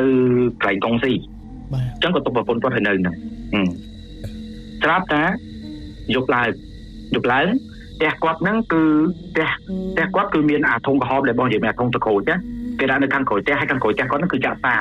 ព្រោះឯសារតាក្រោយហ្នឹងគេត្រូវរៀបចំសាច់គេរៀបចំអីគេលាងសាច់លាងអីទៅហ្នឹងណាវាមានការដាច់មានអីទៅហ្នឹងស្រាប់តែជប់ឡើងម្ដាយរបស់គាត់ប្រកាសម្ដាយគាត់ហ្នឹងក៏ដើរទៅខាងក្រោយហ្នឹងល្បាក់តុងម៉ោង8 9យប់ហ្នឹងគាត់ទៅរៀបចំគាត់ទៅលាងធុងលាងអីចាញ់ណាស្រាប់តែគាត់កំពុងតែលាងធុងលាងធុងលាងអីចឹងទៅគាត់ថាពីដំបូងគឺគាត់ឮសំឡេងកូនស្រីរបស់គាត់មួយម្នាក់ដែលគាត់ទំនុកហ្នឹងណាឮសំឡេងកូនស្រីគាត់ហ្នឹងសួរថាម៉ែឯងធ្វើអីចឹងណាតែគាត់បានឆ្លើយព្រោះសំឡេងហ្នឹងគាត់ថាតិចមែនតើឮសំឡេងតិចណាចាប់តែគាត់លាងធុងគាត់ចុកកភ្លៅមកទៅហឹងមកគាត់ចុកកភ្លៅគាត់ចុកឡើងកភ្លៅគាត់លំបួលប្រកាសចាប់តែគាត់ឲ្យកូនឈ្នួលគាត់អ្នកដែលរកស៊ីអ្នកដែលជួយកាប់គោហ្នឹងយកប្រេងកាឡាមករឹតកភ្លៅគាត់ចាប់តែគាត់សោយកភ្លៅទៅមានស្នាមខំតាមថ្មិញខំជាប់កភ្លៅគាត់មកទៅតែយើងនិយាយបានថាមកដុំជាប់ស្ទើរបៃឈាមឡើងហ្នឹងទៅតែបៃឈាមហ្មងដល់គាត់យករឿងហ្នឹងទៅប្រាប់ប្តីគាត់យករឿងហ្នឹងទៅសួរអ៊ំហើយអ៊ំគាត់ហ្នឹងគឺមិនមែនអ្នកចេះគុំអីទេអ៊ំគាត់ហ្នឹងអ្នកដែលគេសិក្សាអំពីសាសនាអញ្ចឹងណាបាទគេបណ្ឌិតមើលអាកភ្លៅដែលប្រពន្ធគាត់ឲ្យបានគេខំហ្នឹងណាគេក៏សង្ស័យថាអាហ្នឹងកម្លាយមកខំពពួកហ្នឹងវាមកខំអញ្ចឹងណាគេហ្នឹងក៏ឲ្យអាចារ្យហ្នឹងរបៀបដូចរបស់ការពារមួយអញ្ចឹងណាឲ្យគាត់នឹងទុកឲ្យរក្សាទុកអញ្ចឹងណាគាត់ទៅយករបស់ហ្នឹងដាក់ក្នុងកាបូបលុយដែលគាត់រកស៊ីកាប់គោហ្នឹងក៏ដាក់ក្នុងកាបូបហ្នឹងតែគាត់ដាក់ចូលក្នុងកាបូបហ្នឹងទៅថ្ងៃមួយគាត់ភ្លេចខ្លួនណាអូនគាត់ដាក់កាបូបហើយធម្មតារបស់អញ្ចឹងគេមិនឲ្យកន្លងណាគេឲ្យយើងកន្លងរបស់អញ្ចឹងគាត់ភ្លេចខ្លួនធម្មតានៅកន្លែងកងស៊ីមនុស្សច្រើននោះដើរចូលដើរឡើងទៅកន្លងកាបូបគាត់ក៏មកវិញទៅបាត់អារបស់ហ្នឹងព្រោះហ្នឹងវាដូចกระดาษสลักណាអូនកระดาษสลักដែលយើងសរសេរសភៅតែគេសរសេរបល័យបាទกระดาษហេវាបាត់ទៅនឹងគេលោកគាត់ដកទៅដោយជាមួយលុយគាត់អីក៏វាមិនដឹងព្រោះដាក់គាត់ដាក់ក្នុងកាបូបហ្នឹងតែដឹងថារបស់ហ្នឹងបាត់តែពេលដែលគាត់បាត់ហ្នឹងណាក៏គាត់ហ្នឹង គាត់មកទេហើយគាត់មកដល់ផ្ទះពេលដែលគាត់កាប់ហ្នឹងកាប់នៅក្នុងម៉ោង2ម៉ោង3ម៉ោង4គាត់កាប់គោម៉ោង2ម៉ោង3 4ទៀតភ្លឺអូនស្រាប់ទៅតន់ឡើយហ្នឹងគាត់កាប់ព្រោះជាទូទៅប្រពន្ធគាត់គឺមកមុនអញ្ចឹងសល់ការងារប្រហែលទៀតក៏ទុកឲ្យប្តីគាត់និងកូនចៅអញ្ចឹងអ៊ំស្រីដែលគាត់ជាម្ដាយទៅគាត់មកផ្ទះវិញគាត់យកកាបូបហ្នឹងមកដល់ផ្ទះគាត់អត់ទាន់ចូលផ្ទះទេគាត់មកលាងជើងនៅខាងមុខផ្ទះរួចគាត់ក៏តម្លាក់កាបូបហ្នឹងនៅលើខេខាងមុខផ្ទះ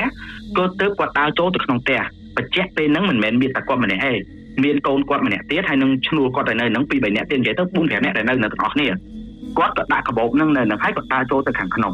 ពេលដែលគាត់ដើរចូលទៅខាងក្នុងអីដែលគាត់ឃើញដំបងគេបំផុតគឺទឹកថាដូចគេធ្វើកពុកអញ្ចឹងគាត់យកជើងទៅឈូសទៅទឹកនឹងល្អិលដូចទឹកស្អីអញ្ចឹងល្អិលតែបើថាតាមអីដែលគិតទឹកហ្នឹងគឺទឹកភ្លុះហើយគាត់ល្អិល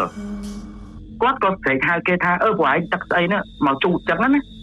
គេក៏មកជូតទឹកហ្នឹងព្រោះគាត់ដើរពោះទៅដល់ខាងក្រោយកន្លែងដែលលាងធុងហ្នឹងពេលដែលគាត់ដើរទៅដល់កន្លែងហ្នឹងគាត់ក៏ប្រាប់គេឲ្យយកធុងនេះយកធុងនោះរួចគាត់ដើរឡប់មកវិញ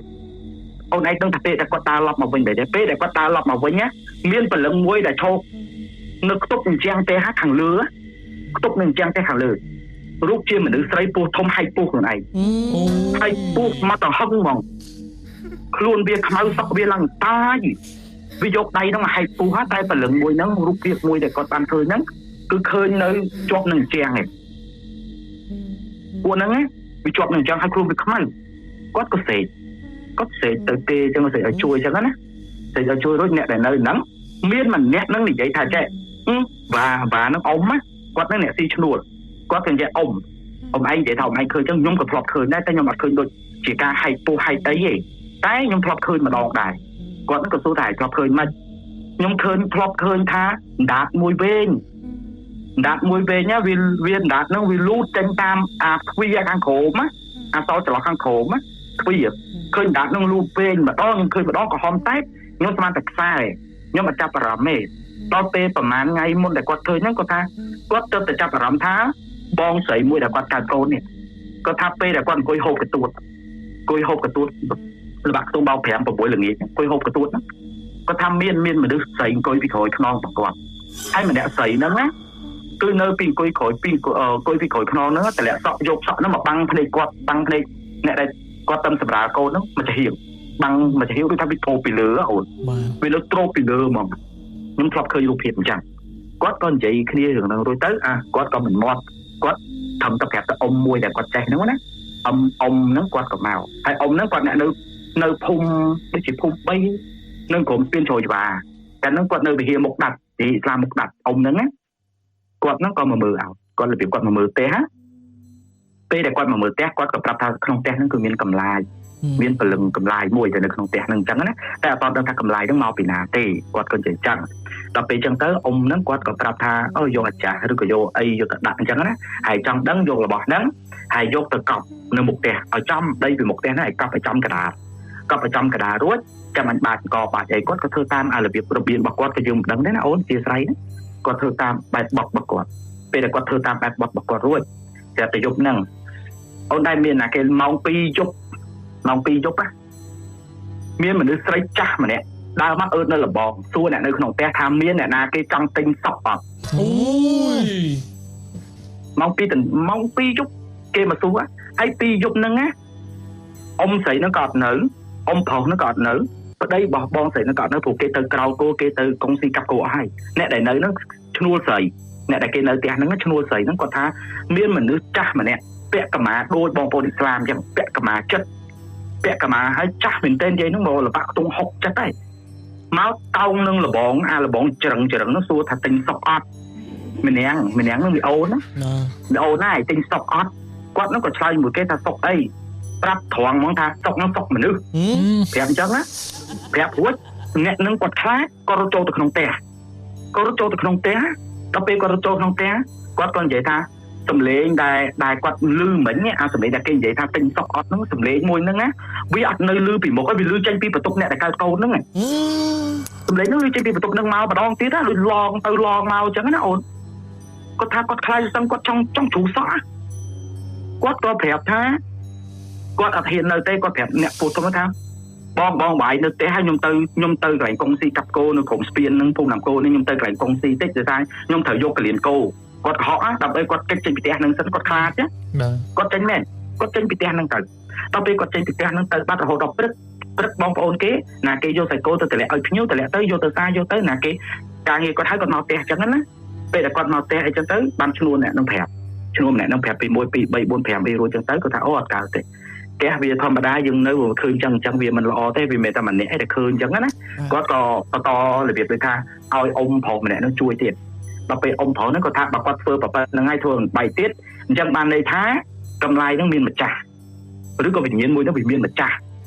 អញ្ចឹងតែគាត់អត់ទាន់ដឹងថារូបរាងវាហ្នឹងវាបែបម៉េចរូបរាងដែលវាមកហ្នឹងហើយអ្នកណាឲ្យវាមកទៅឬក៏ផ្ទះហ្នឹងមានអ្នកណាគេធ្វើអីតែប៉ុណ្្នឹងឯងគាត់អត់ទាន់ដឹងរឿងហ្នឹងអញ្ចឹងគាត់ហ្នឹងក៏អត់ទាន់មកដែរគាត់គ្រាន់តែដូចតែយើងទាំងអស់គ្នាអញ្ចឹងវាថាតាមដានពួកយើងទាំងអស់គ្នាដូចតែយើងតាមដានអញ្ចឹងណាយើងតាមដានមើលតាមដានចូលតាមដានឡើងតាមដានរហូតដល់ថ្ងៃមួយរឿងហ្នឹងស្ទើរតែចង់កន្លះឆ្នាំណាតាមដានចូលតាមដានឡើងថ្ងៃមួយហ្នឹងកូនគាត់ឈ្មោះម៉ាត្រីហ្នឹងគាត់ហ្នឹងក៏និយាយថាចេះម៉ាកូនបកើតម៉ាអញបែរតាមដាននេះខ្ញុំដឹងរឿងមួយដឹងរឿងអីខ្ញុំចាប់អារម្មណ៍រឿងមួយខ្ញុំសង្ស័យយូរហើយតែអត់ដែរបាននិយាយនឹងសួរថាឆ្មបមួយដែលមកបកើតហ្នឹងម៉ែឯងស្គាល់គេច្បាស់អត់ឆ្មបមួយមីមួយនិយាយល្មើហ្នឹងតែគាត់មកបកើតឲ្យបងណាម៉ែស្គាល់គាត់ច្បាស់អត់ម្ដាយនឹងខែតែស្គាល់អញស្គាល់ច្បាស់អញ្ចឹងណាម៉ែស្គាល់ច្បាស់ហើយណាបើស្គាល់ច្បាស់ហើយតែនឹងប្រាប់ព្រោះមួយថ្ងៃដែលបកើតនៅផ្ទះថ្ងៃដែលបកើតនឹងឃើញនិយាយហ្នឹងមករួចឲ្យគេដាំទឹកក្តៅ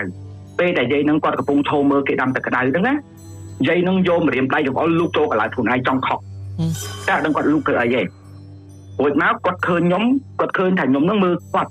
ក៏ដើរមកសួរថាឯងមើលអីហើយឃើញអីពីគាត់អញ្ចឹងណាគាត់ថាគាត់បានឃើញគាត់ឃើញបីឯងលើកដៃតែប៉ុណ្្នឹងទេនិយាយហ្នឹងក៏គាត់អត់និយាយតែគាត់តម្លាក់ទឹកមកគាត់ធ្វើដូចមនុស្សសាមញ្ញនិយាយសើចសប្បាយផ្សេងបែររឿងផ្សេងចឹងទៅខ្ញុំក៏អត់ហ៊ានសួររឿងអីព្រោះខ្ញុំមានខ្លាចគឺតែគាត់សួរមិត្តភក្តិគាត់ម្នាក់មិត្តភក្តិរបស់គាត់ណា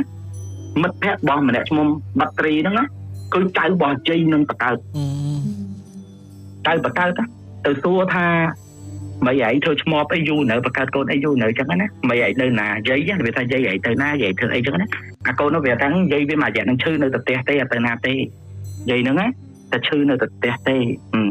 តែចុះមីឯងមានឈឺអីធ្ងន់អត់ថាអត់ទេគាត់ថាគាត់សង្ងំដូចគាត់ហ្នឹងអត់ចេញមកក្រៅបាននិយាយមកទៅអូនពួកកម្លាយវាអត់ត្រូវពលឺថ្ងៃវាសង្ងំវាព្រមចេញទៅក្រៅឯណាអូនមកវាព្រមចេញមកក្រៅឯរហូតដល់យាយនឹងស្លាប់ទើបអាកម្លាយហ្នឹងវាទៅវិញថ្ងៃដែលយាយនឹងស្លាប់ថ្ងៃដែលយាយនឹងស្លាប់យាយនឹងស្លាប់ប្រកួតណាអូនយាយនឹងស្លាប់បានប្រហែលជាលើកខ្វះថា10នាទីចុះយាយនឹងស្លាប់អំឡុងពេលដែលយាយនឹងស្លាប់ត្រឹមតែពេលរយៈពេល10នាទីមានសម្អុយខ្មៅវាចេញពីប្រហោងទៅជាគាត់សងខាងដូចថាបាបកម្មគាត់ទៅដឹងតែគាត់សាងអីណាសម្អុយខ្មៅវាចេញពីតិចគាត់មកច្រើនមែនទេវាចេញពីតិចហើយស្បយាយនឹងណាបិទភ្នែកមកចាហៀងបើកភ្នែកមកចាហៀងបិទអត់ចិត្តមកចាហៀងយាយនឹងណានៅពេលដែលយាយនឹងស្លាប់រួចអីរួចគេយកទៅភ្នូយកទៅចាប់អស់ណាអូនយកទៅចាប់អស់រួចអ្នកដែលនៅខាងហ្នឹងគេរបៀបដូចថាមានអ្នកខ្លះគេដឹងអ្នកខ្លះគេមិននិយាយពីគាត់ទេអញ្ចឹងគេមិនយល់ពីគាត់ថាគាត់ពងសាងអីឬក៏ធ្វើអីបើគេនិយាយចំទៅពាក្យមួយម៉ាត់គេនិយាយតែកាហ្វេមុនអង្គកាហ្វេចឹងវាធ្ងន់តែពាក្យហ្នឹងខ្ញុំពិបាកបកស្រាយតែគាត់ថាសង្ឃឹមថាបងប្អូនស្រាតែគាត់បានស្រាប់ហ្នឹងគាត់អាចយល់ក្រោយនៅពេលដែលយាយនឹងស្លាប់រួចទៅអ្នកភូមិក៏គេអត់និយាយពីគាត់ដែរគេដឹងថាយាយនឹងកំពុងដូចថារៀនរបៀបអីឬក៏យាយនឹងមានស្អីស្ថិតគាត់ចឹងគេអ្នកខ្លះគេដឹងតែគេមិននិយាយ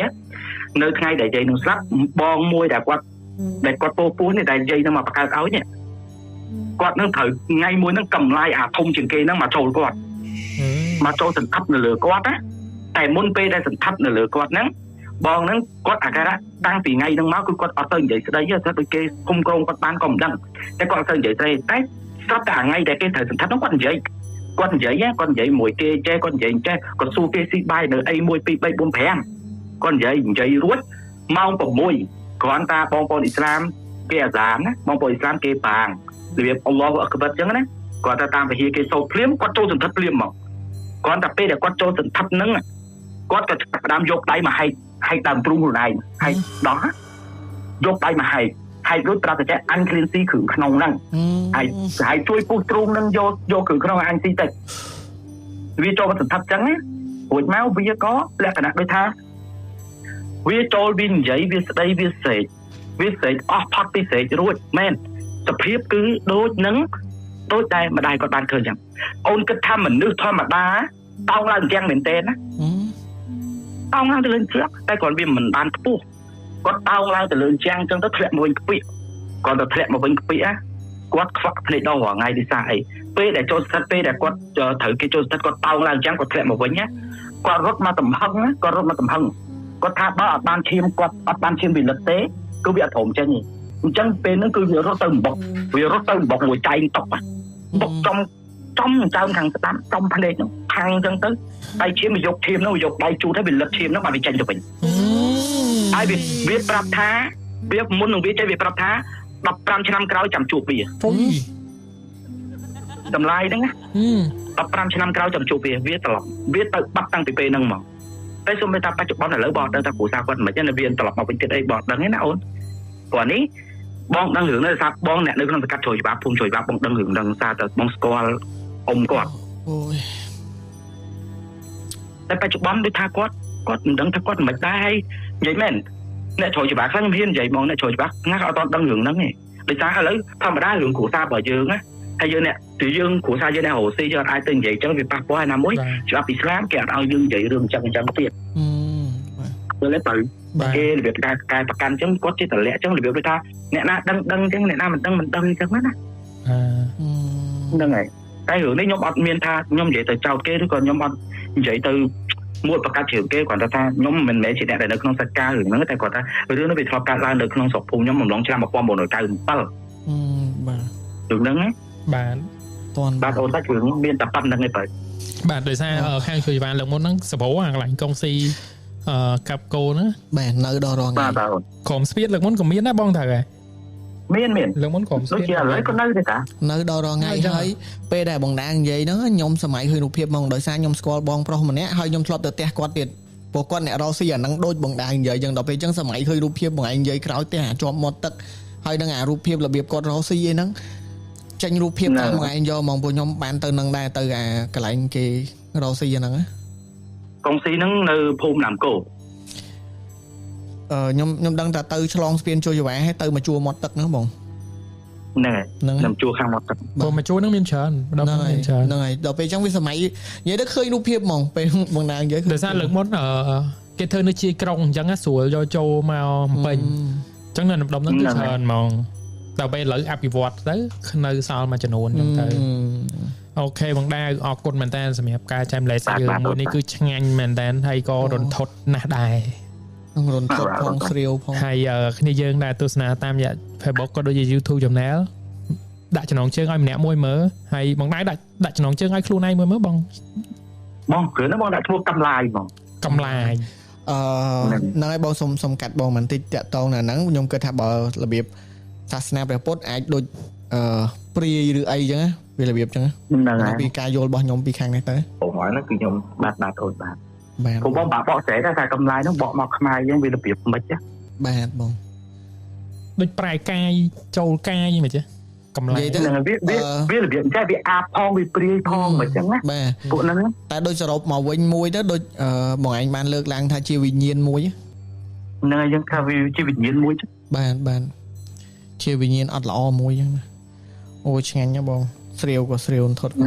អូខេហើយអរគុណបងដាវមែនតើដែលផ្ដល់ពេលវេលាដ៏មានតម្លៃសុខចិត្តអត់ទលេងបាល់ដើម្បីចែកម្លែកឲ្យគ្នាយើងស្ដាប់បាល់ទីខឹងខ្លាំងអរគុណបងមែនតើអរគុណច្រើនអរគុណបងប្អូនទាំងអស់គ្នាហើយមានពាក្យពេចន៍អីនិយាយទៅកាន់ទស្សនិកជនដែរបងខ្ញុំចង់អរគុណទៅកាន់គ្នាទាំងអស់ជា fan បោះ404ក្តីនិង fan របស់ខ្ញុំក្តី fan ណាក៏បានដែរក៏អរគុណទាំងអស់គ្នាដែលគាត់បានស្ដាប់ចំណាយពេលវេលាក្នុងការស្ដាប់សាច់រឿងរបស់បងហើ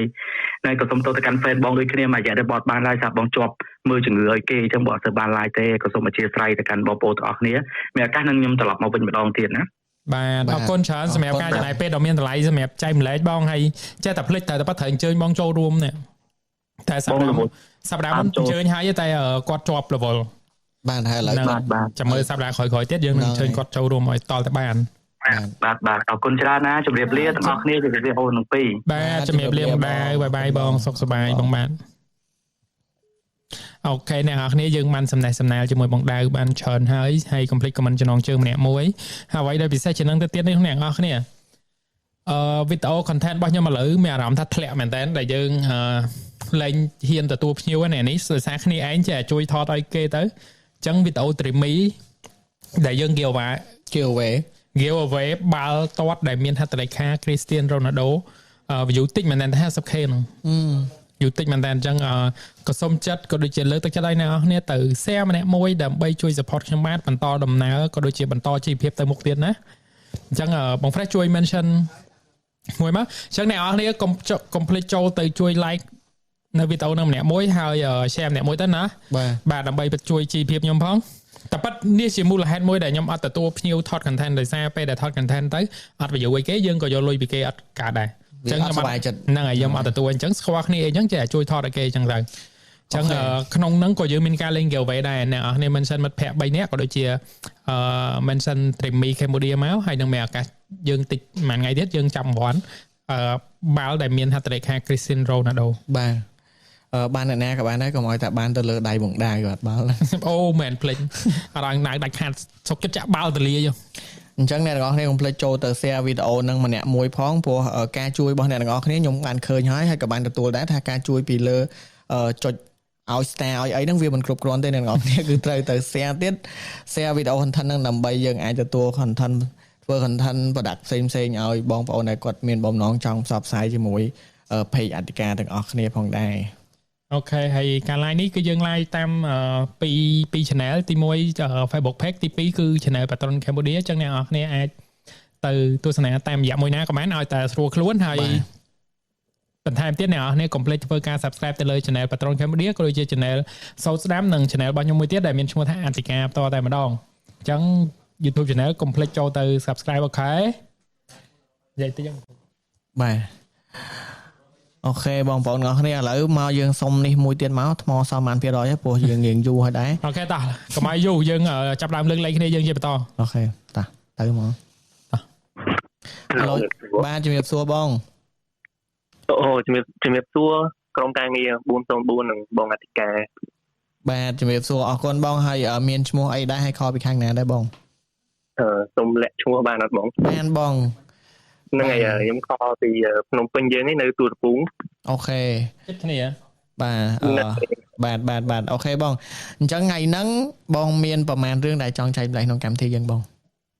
ក៏ពិតរឿងហ្នឹងវាតាមមួយរឿងនេះប៉ុន្តែគាត់ថាកើតឡើងលើខ្ញុំវារយៈពេលដូចជា 5-6 ឆ្នាំតែនៅកន្លែងកដែរអញ្ចឹងអូខេតោះហ្នឹងហើយអញ្ចឹងបាទនឹងខ្ញុំសូមនិយាយយកហ្មងទៅដោយសារទៅចេះនិយាយរៀងចេះនិយាយតែរឿងយកហ្មងអញ្ចឹងការទូចហ្នឹងខ្ញុំឈឺគ្រុនឈាមអញ្ចឹងខ្ញុំទៅពេទ្យដោយសារអ៊ំខ្ញុំគាត់ធ្វើការពេទ្យមន្ទីរពេទ្យរដ្ឋមកកន្លែងបងអញ្ចឹងបងដឹងទេពេទ្យរដ្ឋធម្មតាមានទទួលអ្នកជំងឺច្រើនអញ្ចឹងយើងអត់ដឹងថាពីមុនគេនៅបន្ទប់ហ្នឹងមានបញ្ហាអីអញ្ចឹងបងយើងអត់ដឹងអញ្ចឹងពេលដែលខ្ញុំឈឺគ្រុនឈាមហ្នឹងខ្ញុំឈឺធ្ងន់ហ្មងអញ្ចឹងដល់ពេលខ្ញុំទៅពេទ្យទៅក៏បានអ៊ំខ្ញុំគាត់ស្គាល់គេអញ្ចឹងទៅគាត់ក៏បានបន្ទប់ឲ្យយើងគេងសម្រាប់អញ្ចឹងថ្ងៃទី1ទី2អីដូចជាអត់អីទេបងតែដល់ពេលថ្ងៃទី3ទី4ទៅយើងមានអាការៈរៀងផ្លែកយើងផ្លែកអារម្មណ៍ថាពេលហ្នឹងខ្ញុំគេងលើខែខ្ញុំងើបបាត់រួចទេប៉ុន្តែខ្ញុំចេះមានអារម្មណ៍ឮសំឡេងគោះទ្វារប៉ុន្តែខ្ញុំគិតថាមកពីយើងឈឺរវើរវាយអញ្ចឹងបងតែខ្ញុំទូបាច់ខ្ញុំទៅម៉ាក់ខ្ញុំក៏គាត់ថាគាត់ឮដែរគាត់ឮយប់ឡើងគាត់អត់ហ៊ានបើកព្រោះយើងទៅពេទ្យគាត់ស្រីហើយខ្ញុំនៅកូនក្មេងអញ្ចឹងគាត់អត់ហ៊ានបើកទេយកប្រឡប់ខ្លាចអ្នកអត់ស្គាល់ឬក៏មានអ្នកគេធ្វើខូចអីគេចូលមកអញ្ចឹងព្រោះឯកាជំនាន់ហ្នឹងខ្ទង់2007 2008អីហ្នឹងនៅពេទ្យរៀងស្ងាត់ដែរអញ្ចឹងហ្មងពេទ្យរដ្ឋតនបងទៅគាត់ក៏អត់ហ៊ានបើកអញ្ចឹងព្រលឹមឡើងខ្ញុំក៏សួរគាត់ថាមានគេពុះទ្វារមែនគាត់ថាខ្ញុំឮដែរមែនអញ្ចឹងទៅក៏គាត់ប្រាប់ថាគាត់អត់ហ៊ានបើកទេឮដែរតែក៏អត់ហ៊ានបើកអញ្ចឹងក៏ដល់ថ្ងៃស្អែកទៀតឮអញ្ចឹងទៀតបងឮនិយាយទៅខ្ញុំគេងពេទ្យហ្នឹងចិត្តមួយទឹកឮអញ្ចឹងរាល់ថ្ងៃពេលអញ្ចឹងទៅម៉ាក់ខ្ញុំក៏ហើយគាត់ក៏ខលហៅម៉ាក់យាយខ្ញុំមកម៉ាក់យាយខ្ញុំគាត់ជួបអញ្ចឹងដែរគាត់រៀងចាស់ដែរគាត់លឹះឈាមអីដែរអញ្ចឹងទៅគាត់ថាគាត់នៅបានតែមួយយប់គាត់ទាទៅផ្ទះវិញហ្មងគាត់ថានៅអត់កើតបើឲ្យគាត់និយាយទៅគាត់សុំបរម៉ាក់ខ្ញុំហ្មងថា សុំទៅហ្មងគាត់អត់នៅគេងកណ្ដោរួយគាត់ព្រមអត់បានឬគេគោះទ្វារអញ្ចឹងរហូតហើយដល់ពេលថ្ងៃមួយទៀតនិយាយទៅក្បែរនឹងថ្ងៃដែលខ្ញុំចេញពីពេទ្យទេទោះជាចេញពីពេទ្យហ្នឹងក៏នៅតែជួសរោមដែរគុណឈាមហើយនិយាយទៅពេលហ្នឹងខ្ញុំធ្ងន់ណាស់ជួឡើងសរោមចង់30សរោមធំ 5-10 ផ្លោកតែថ្ងៃចិត្តចេញហ្នឹងខ្ញុំចាំច្បាស់ហ្នឹងគឺខ្ញុំនៅពីគេងមកខ្ញុំគិតថាម៉ាក់ខ្ញុំនៅបន្ទប់ទឹកខ្ញុំឮសំឡេងបើកទឹកហើយឮអីនិយាយទៅឮដូចសំឡេងមនុស្សនៅក្នុងបន្ទប់ទឹកចឹងប៉ុន្តែដល់ពេលចាក់ស្ដែកខ្ញុំគេងទៅដល់ពេលខ្ញុំរៀងងុយគេងតែយើងគេងលេងលក់យើងងើបមកដល់ពេលមកទស្សលេងឃើញម៉ាក់ខ្ញុំបើកទ្វារពីខាងក្រៅចូលមកក្នុងបន្ទប់នឹងវិញហើយខ្ញុំស្លប់ចិត្តបដ ாய் ខ្ញុំតែចុះពីណាទេក្នុងបន្ទប់ទឹកហើយខ្ញុំក៏អើម៉ាក់ខ្ញុំទៅមើលហើយគាត់ខ្លាចដែរពេលហ្នឹងគាត់ខ្លាចដែរតែខ្ញុំងើបអត់រួចខ្ញុំនៅលើខែខ្ញុំងើបអត់រួចអញ្ចឹងគាត់ទៅមើលទៅគាត់ថាអត់មានអីផងហើយខ្ញុំដល់ពេលដែលថ្ងៃចាំចេញពីពេទ្យហ្នឹងថ្ងៃចុងក្រោយហ្នឹងខ្ញុំចេញពីពេទ្យហ្នឹងខ្ញុំអត់អស់ចិត្តខ្ញុំក៏ទៅមើលថ្ងៃក្រោយហ្នឹងមើលទៅវាអត់មានអីដែរតែឮតែសំឡេងគោះទ្វារទ្វារឲ្យឮសំឡេងដូចជាចាក់ទឹកស្ទើរបងនៅបន្ទប់ទឹកហ្នឹងតែដល់ពេលដែលខ្ញុំចេញពីពេទ្យហ្នឹងទៅបានអ៊ំស្រីខ្ញុំគាត់ប្រាប់ថានៅបន្ទប់ហ្នឹងមានគេឈឺជំងឺមហារីកហើយគាត់ស្លាប់អីចឹងតែខ្ញុំអត់ថាអញ្ញាតគាត់បានមកធ្វើបន់ធ្វើអីនៅហ្នឹងអីចឹងបងយើងអត់បានដឹងច្បាស់ទេតែគាត់ថាបន្ទប់ហ្នឹងមានគេស្លាប់ហើយមុនអ្នកជំងឺមហារីកហ្នឹងស្លាប់ហ្នឹងក៏មានគេស្លាប់តគ្នាទៀតដែរក្នុងបន្ទប់ហ្នឹងដូចជា3អ្នកទៀតហ្មងហ្នឹងរឿងទី1បងហើយបើរឿងទី2កើតលើខ្ញុំទៀតនៅទី8ហ្នឹងទៀតរឿងទី2ខ្ញុំឈឺធ្ងន់ទៀតដូចជាបាន7ឆ្នាំក្រោយខ្ញុំឈឺធ្ងន់ទៀតខ្ញុំឈឺធ្ងន់តែខ្ញុំអត់គេងនៅបន្ទប់ហ្នឹងខ្ញុំទៅគេងនៅបន្ទប់ក្រោយហើយពេលដែលយើងធម្មតាបងយើងឈឺធ្ងន់យើងហើយស្វាន់ស្វោយើងទៅពេទ្យព្រាមយើងអត់ដឹងថាត្រូវធ្វើមិនក្បាច់ក្បោត្រូវតែនអីយើងចូលបន្ទប់ហ្នឹងយើងចូលគេងយកហ្មងដល់ពេលតាមអ៊ំខ្ញុំគាត់និយាយបន្ទប់ហ្នឹងកាលពីមុនតែយូរលងណាស់មកគេដាក់សពទាហានខ្មែរក្រហមអញ្ចឹងបងហើយកន្លះមានមនុស្សស្លាប់ច្រើនហើយដល់ពេលគេសង់អាគារថ្មីមកដូចថាគេអត់បានលក្ខណៈថាគេសូនមុនអីដែរប៉ុន្តែដូចថាព្រលឹងទៅអត់ខ្វះចិត្តអីចឹងបងពេលដែលសម្ពោធអាគារហ្នឹងផ្ទុះអីនិយាយទៅផ្ទុះពេញហ្នឹងអញ្ចឹងបកមកត្រឡប់ពេលដែលខ្ញុំឈឺធ្ងន់ហ្នឹងខ្ញុំទៅគេងហ្នឹងគេងទៅយប់ហ្នឹងយើងបើតាមវិទ្យាសាស្ត្រគេថាមិនមែនខ្វល់ចកទេប៉ុន្តែជាក់ស្ដែងគឺអញ្ចឹងមែនបងខ្ញុំពេលហ្នឹងខ្ញុំគេងទៅខ្ញុំចេះឆ្ងល់ថាមិនក៏យប់ឡើងមានពេទ្យមកមើលនិយាយទៅអត្តភាពហ្នឹងគឺឃើញពេទ្យដើរចូលមកមើលយើងមកអីដូចមែនតើយ៉ាងហីខ្ញុំមានអារម្មណ៍ថាមិនក៏ពេទ្យក៏ដងយើងថាគ្រូពេទ្យធំក្លិនថ្នាំពេទ្យធំអីចឹងបងតែលើកនេះពេទ្យមិនក៏ធំក្លិនឈាមហើយយើងឆ្អាបហើយអូយបងគាត់ពាក់ម៉ាស់ហើយពាក់បាំងក្បាលពីលើហ្នឹងអត់ឲ្យឈឺស្នែកទេអត់ឲ្យទេខ្ញុំមានអារម្មណ៍ថាមិនក៏ឈាមម៉េះដល់ពេលហើយគាត់មកដល់គាត់ប្រាប់គ្រូពេទ្យស្រីទៀតថាបាក់ចាត់ការទៅចូលទាំងអស់ហ្នឹងចាក់លើដៃខ្ញុំពីស្មាហ្នឹងរហូតដល់ជើងមកបងហើយខ្ញុំកម្រើអត់រួចទេហើយខ្ញុំតែអត់រួចដែរខ្ញុំគាត់គេងនៅចិត្តហ្នឹងគាត់គេងលក្ខណៈយើងគេងនៅលើខែពេទ្យអញ្ចឹងគាត់គេងគាត់មានកៅអីមួយហើយគាត់គេងគាត់សម្រេចមកលើខែកន្លែងខ្ញុំគេងហ្នឹងបងហើយដៃខ្ញុំកេះគាត់អត់កើតទេបងកេះគាត់អត់កើតងាកទៅស្រោតែចាប់គាត់ក៏អត់កើតដែរគឺខ្លួនខ្ញុំហ្នឹងស្ទើរតែមកជុលហ្មងដល់ពេលខ្ញុំនឹកក្នុងចិត្តអ៊ំស្រីខ្ញុំថាបើយើងជួបអញ្ចឹងយើងនឹកគុណដល់ពុទ្ធពធសង្ឃអញ្ចឹងខ្ញុំទិញយើងហៅបត់ក៏បានមកខ្ញុំទិញក្នុងចិត្តទិញរហូតទៅបាត់បញ្ចូលដល់លើប៉ុន្តែបញ្ចូលគឺឈឺមែនតើហ្មងឈឺសាច់ហ្មងឈឺឡើងនិយាយទៅឈឺឡើងខ្ញុំហូរទឹកភ្នែកហ្មងតែដល់ពេលខ្ញុំងើបទៅខ្ញុំចង់ខ្ញុំដែរថាមិនក៏អត់គឺខ្ញុំស្រែកឃើញពេទ្យមកធ្វើបានខ្ញុំអញ្ចឹងមិនក៏មិនអត់ងើបអញ្ចឹងគាត់ថាគាត់អត់លឺទេគាត់គេងនៅបកាយគ្នាហើយតែបើថាខ្ញុំយល់សពតែកាត់មកមួយនៅពេលធ្វើមកហ្នឹងខ្នៅខ្ញុំហ្នឹងតើមទឹកភ្នែកខ្ញុំហ្នឹងមិនតើមត្រូវមកយើងឈឺព្រាមហូរទឹកភ្នែកគាត់ហ្នឹងយល់បងហ្នឹងហើយដល់ពេលហើយយប់ហ្នឹងទៀតខ្ញុំក៏យើងឈឺធ្ងន់ក៏អត់មានកម្លាំងណាត្រូវប្រឈមហើយអត់គេងទេយើងត្រូវសង្ងំគេងទៀតដល់ពេលសង្ងំគេងខ្ញុំចាប់ដើមធំក្លិនអញ្ចឹងមកទៀតខ្ញុំពុកក្លិនព្រាមគ្រាន់តែខ្ញុំបើកភ្នែកព្រាមខ្ញុំឃើញគ្រូពេទ្យនឹងទៀតប៉ុន្តែខ្ញុំចាប់ថានិយាយឲ្យគាត់ស្ដាប់ចុះបើចូលយើងងាប់ហើយចាំទិញភ្នែកខ្មោចហ្នឹងមិននៅតែមើលយើងលើកដៃរកទៀងម៉ាស់គាត់មើលភ្នែក មើលផ្សេងចឹងទីហ្នឹងអត់បងគាត់បើកភ្នែកខ្ញុំឃើញគាត់ភ្លាមបាត់ចឹងទៅត្រូវមានគ្រូពេទ្យអីនេះគឺបែរឲ្យនិយាយទៅធំទឹកឈ្ងៀមហ្មងអាក្លិនឈ្ងៀមគឺធំហ្មងធំអត់បាត់ធំក្លិនឈ្ងៀមភ្លាមអាខ្នើយយើងពេកនោះគាត់យកមកសកាត់មុខយើងហ្មងសកាត់គាត់ខ្ញុំនៅទិញដដែលពុទ្ធពធបតង់ពុទ្ធសង្ឃរហូតទិញរហូតតហើយបាត់តែអីបាត់គាត់អស់បាត់ឲ្យបានធំបាត់ធំក្លិនឈ្ងៀមហ្នឹងមួយយប់ហ្នឹងតងគឺតងពីរដងហើយដល់ពេលម៉ាក់ខ្ញុំយប់ហ្នឹងដូចគ្នាបងយល់សពយ៉ាងដូចគ្នាប៉ុន្តែគាត់មិនយល់សពទេគាត់យល់សពថាឃើញតាហ៊ានខ្មែរក្រហមហ្នឹងគេមក2នាក់គេពាក់ខែតាហ៊ានហើយគេមកហើយខ្ញុំគេងនៅលើខែហើយម៉ាក់ខ្ញុំនៅក្នុងបន្ទប់ហ្នឹងពួកយើងតាហ៊ានហ្នឹងមកដល់ហើយទៅយកខ្ញុំហ្នឹងទៅតែម៉ាក់ខ្ញុំអត់ព្រមម៉ាក់ខ្ញុំគាត់ទាញទៀតហ្នឹងទាញទៅ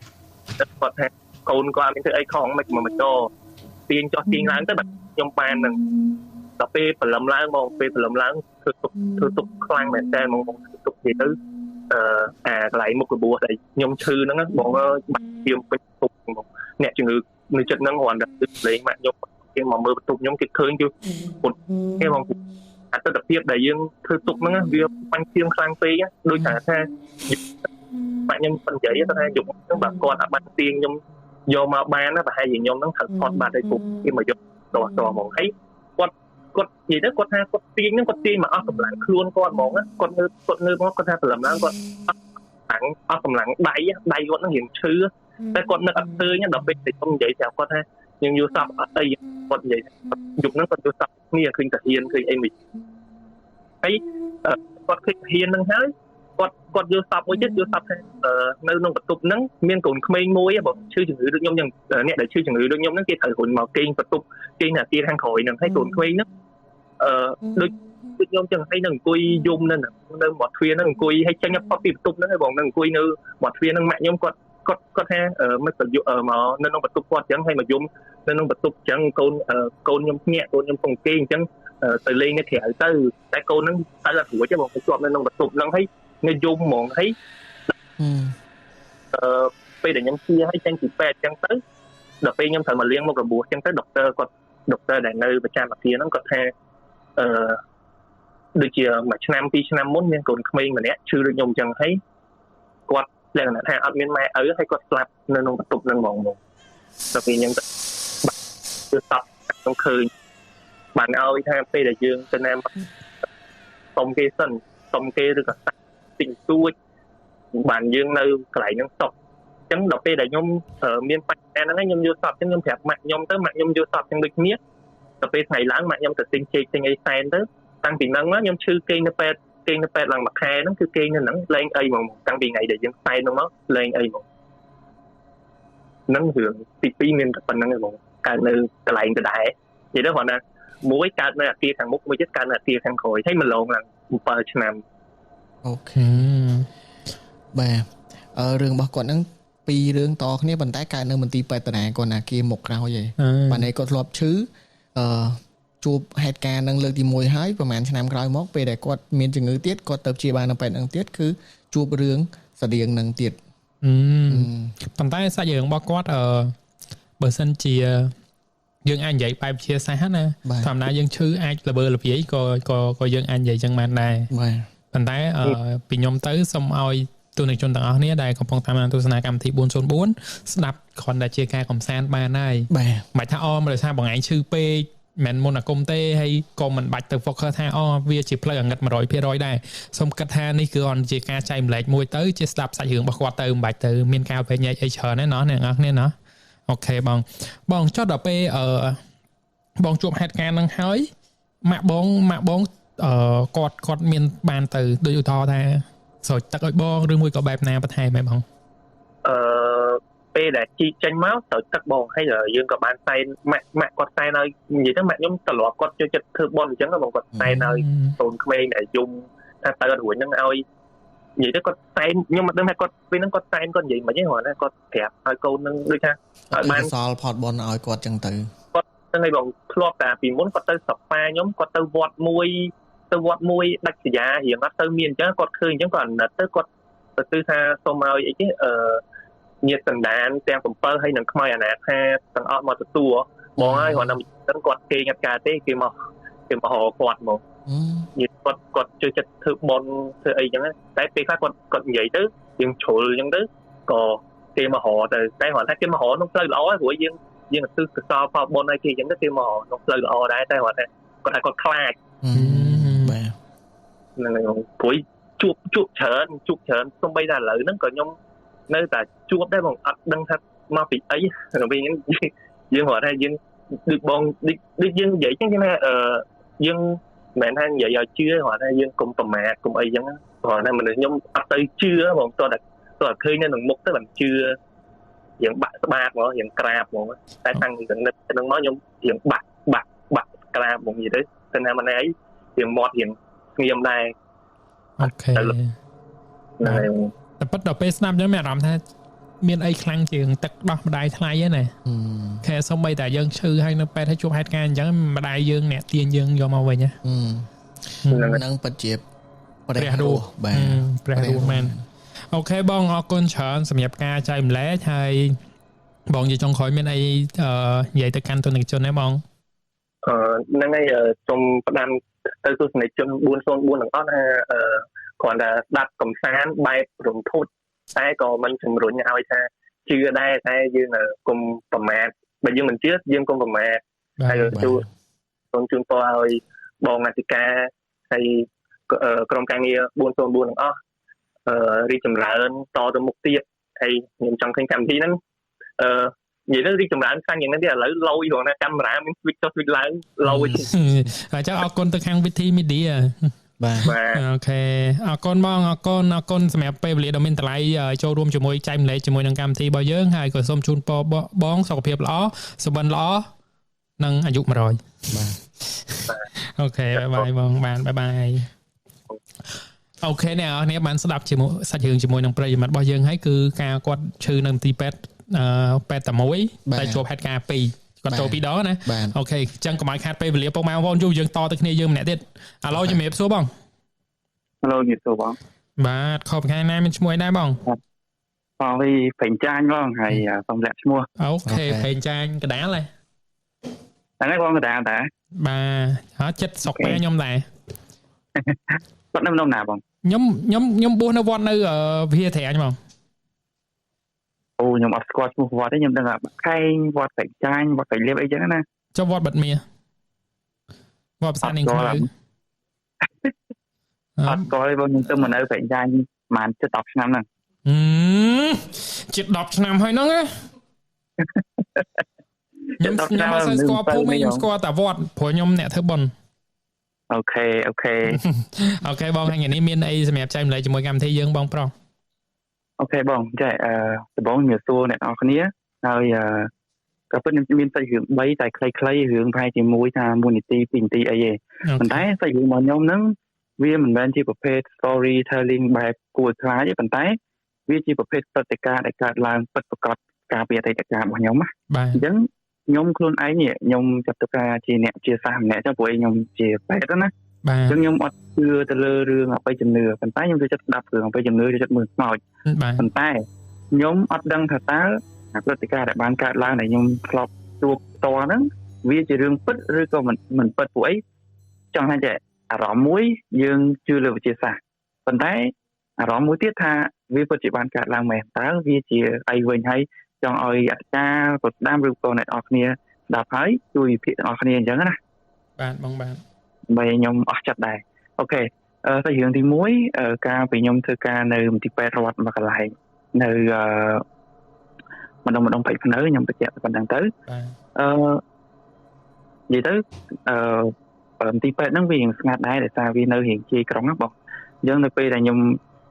នៅអ្នកនៅខាងមុខនោះកន្លែងគេសង្គ្រោះមិនតាន់ហើយខ្ញុំពេលយប់អញ្ចឹងទៅគឺយើងយាមហ៎បងអញ្ចឹងនៅជាប់ខែយើង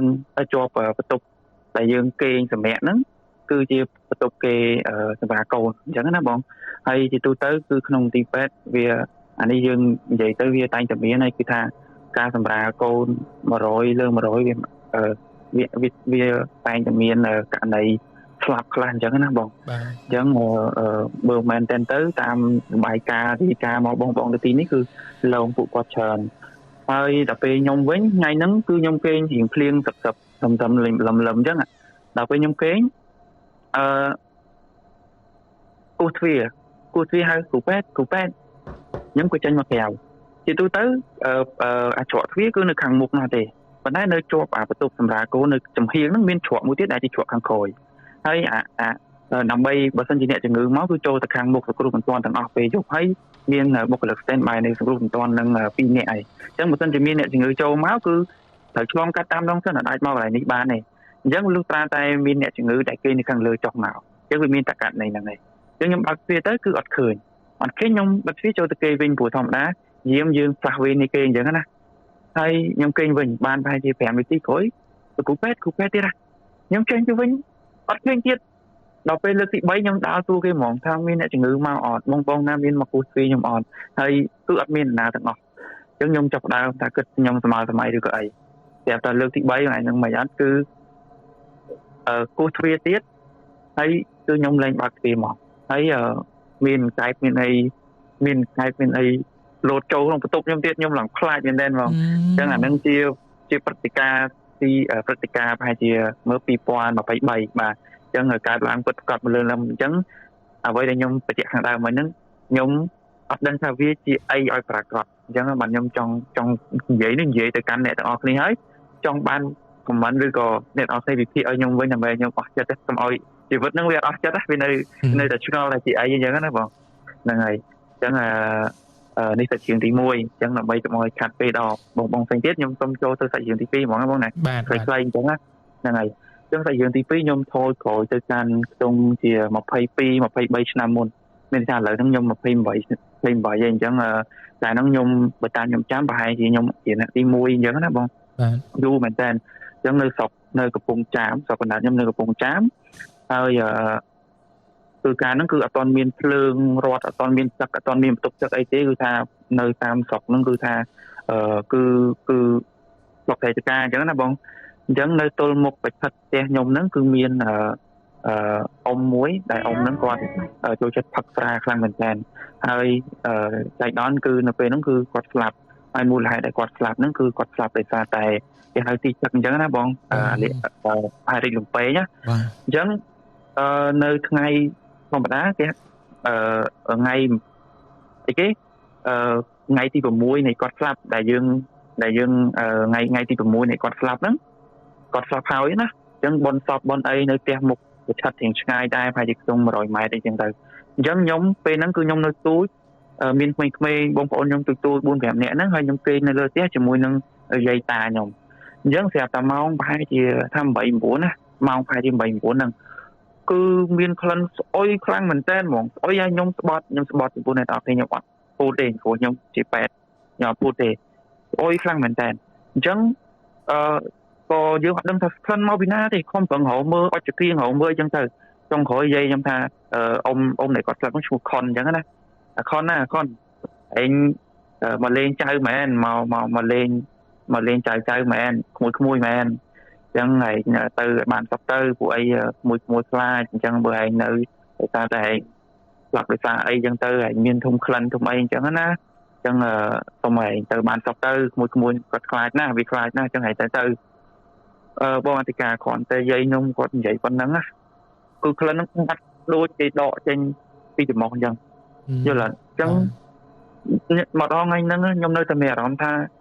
មនុស្សខ្ញុំនៅអារម្មណ៍ថាតើវាជាការពិតឬក៏ក្លិនអីដល់ចៃដន្យអញ្ចឹងអត់ដឹងអត់មានខ្យល់ទេកាលហ្នឹងគឺថាលៀងអលឹមអត់មានខ្យល់ទេមេចាស់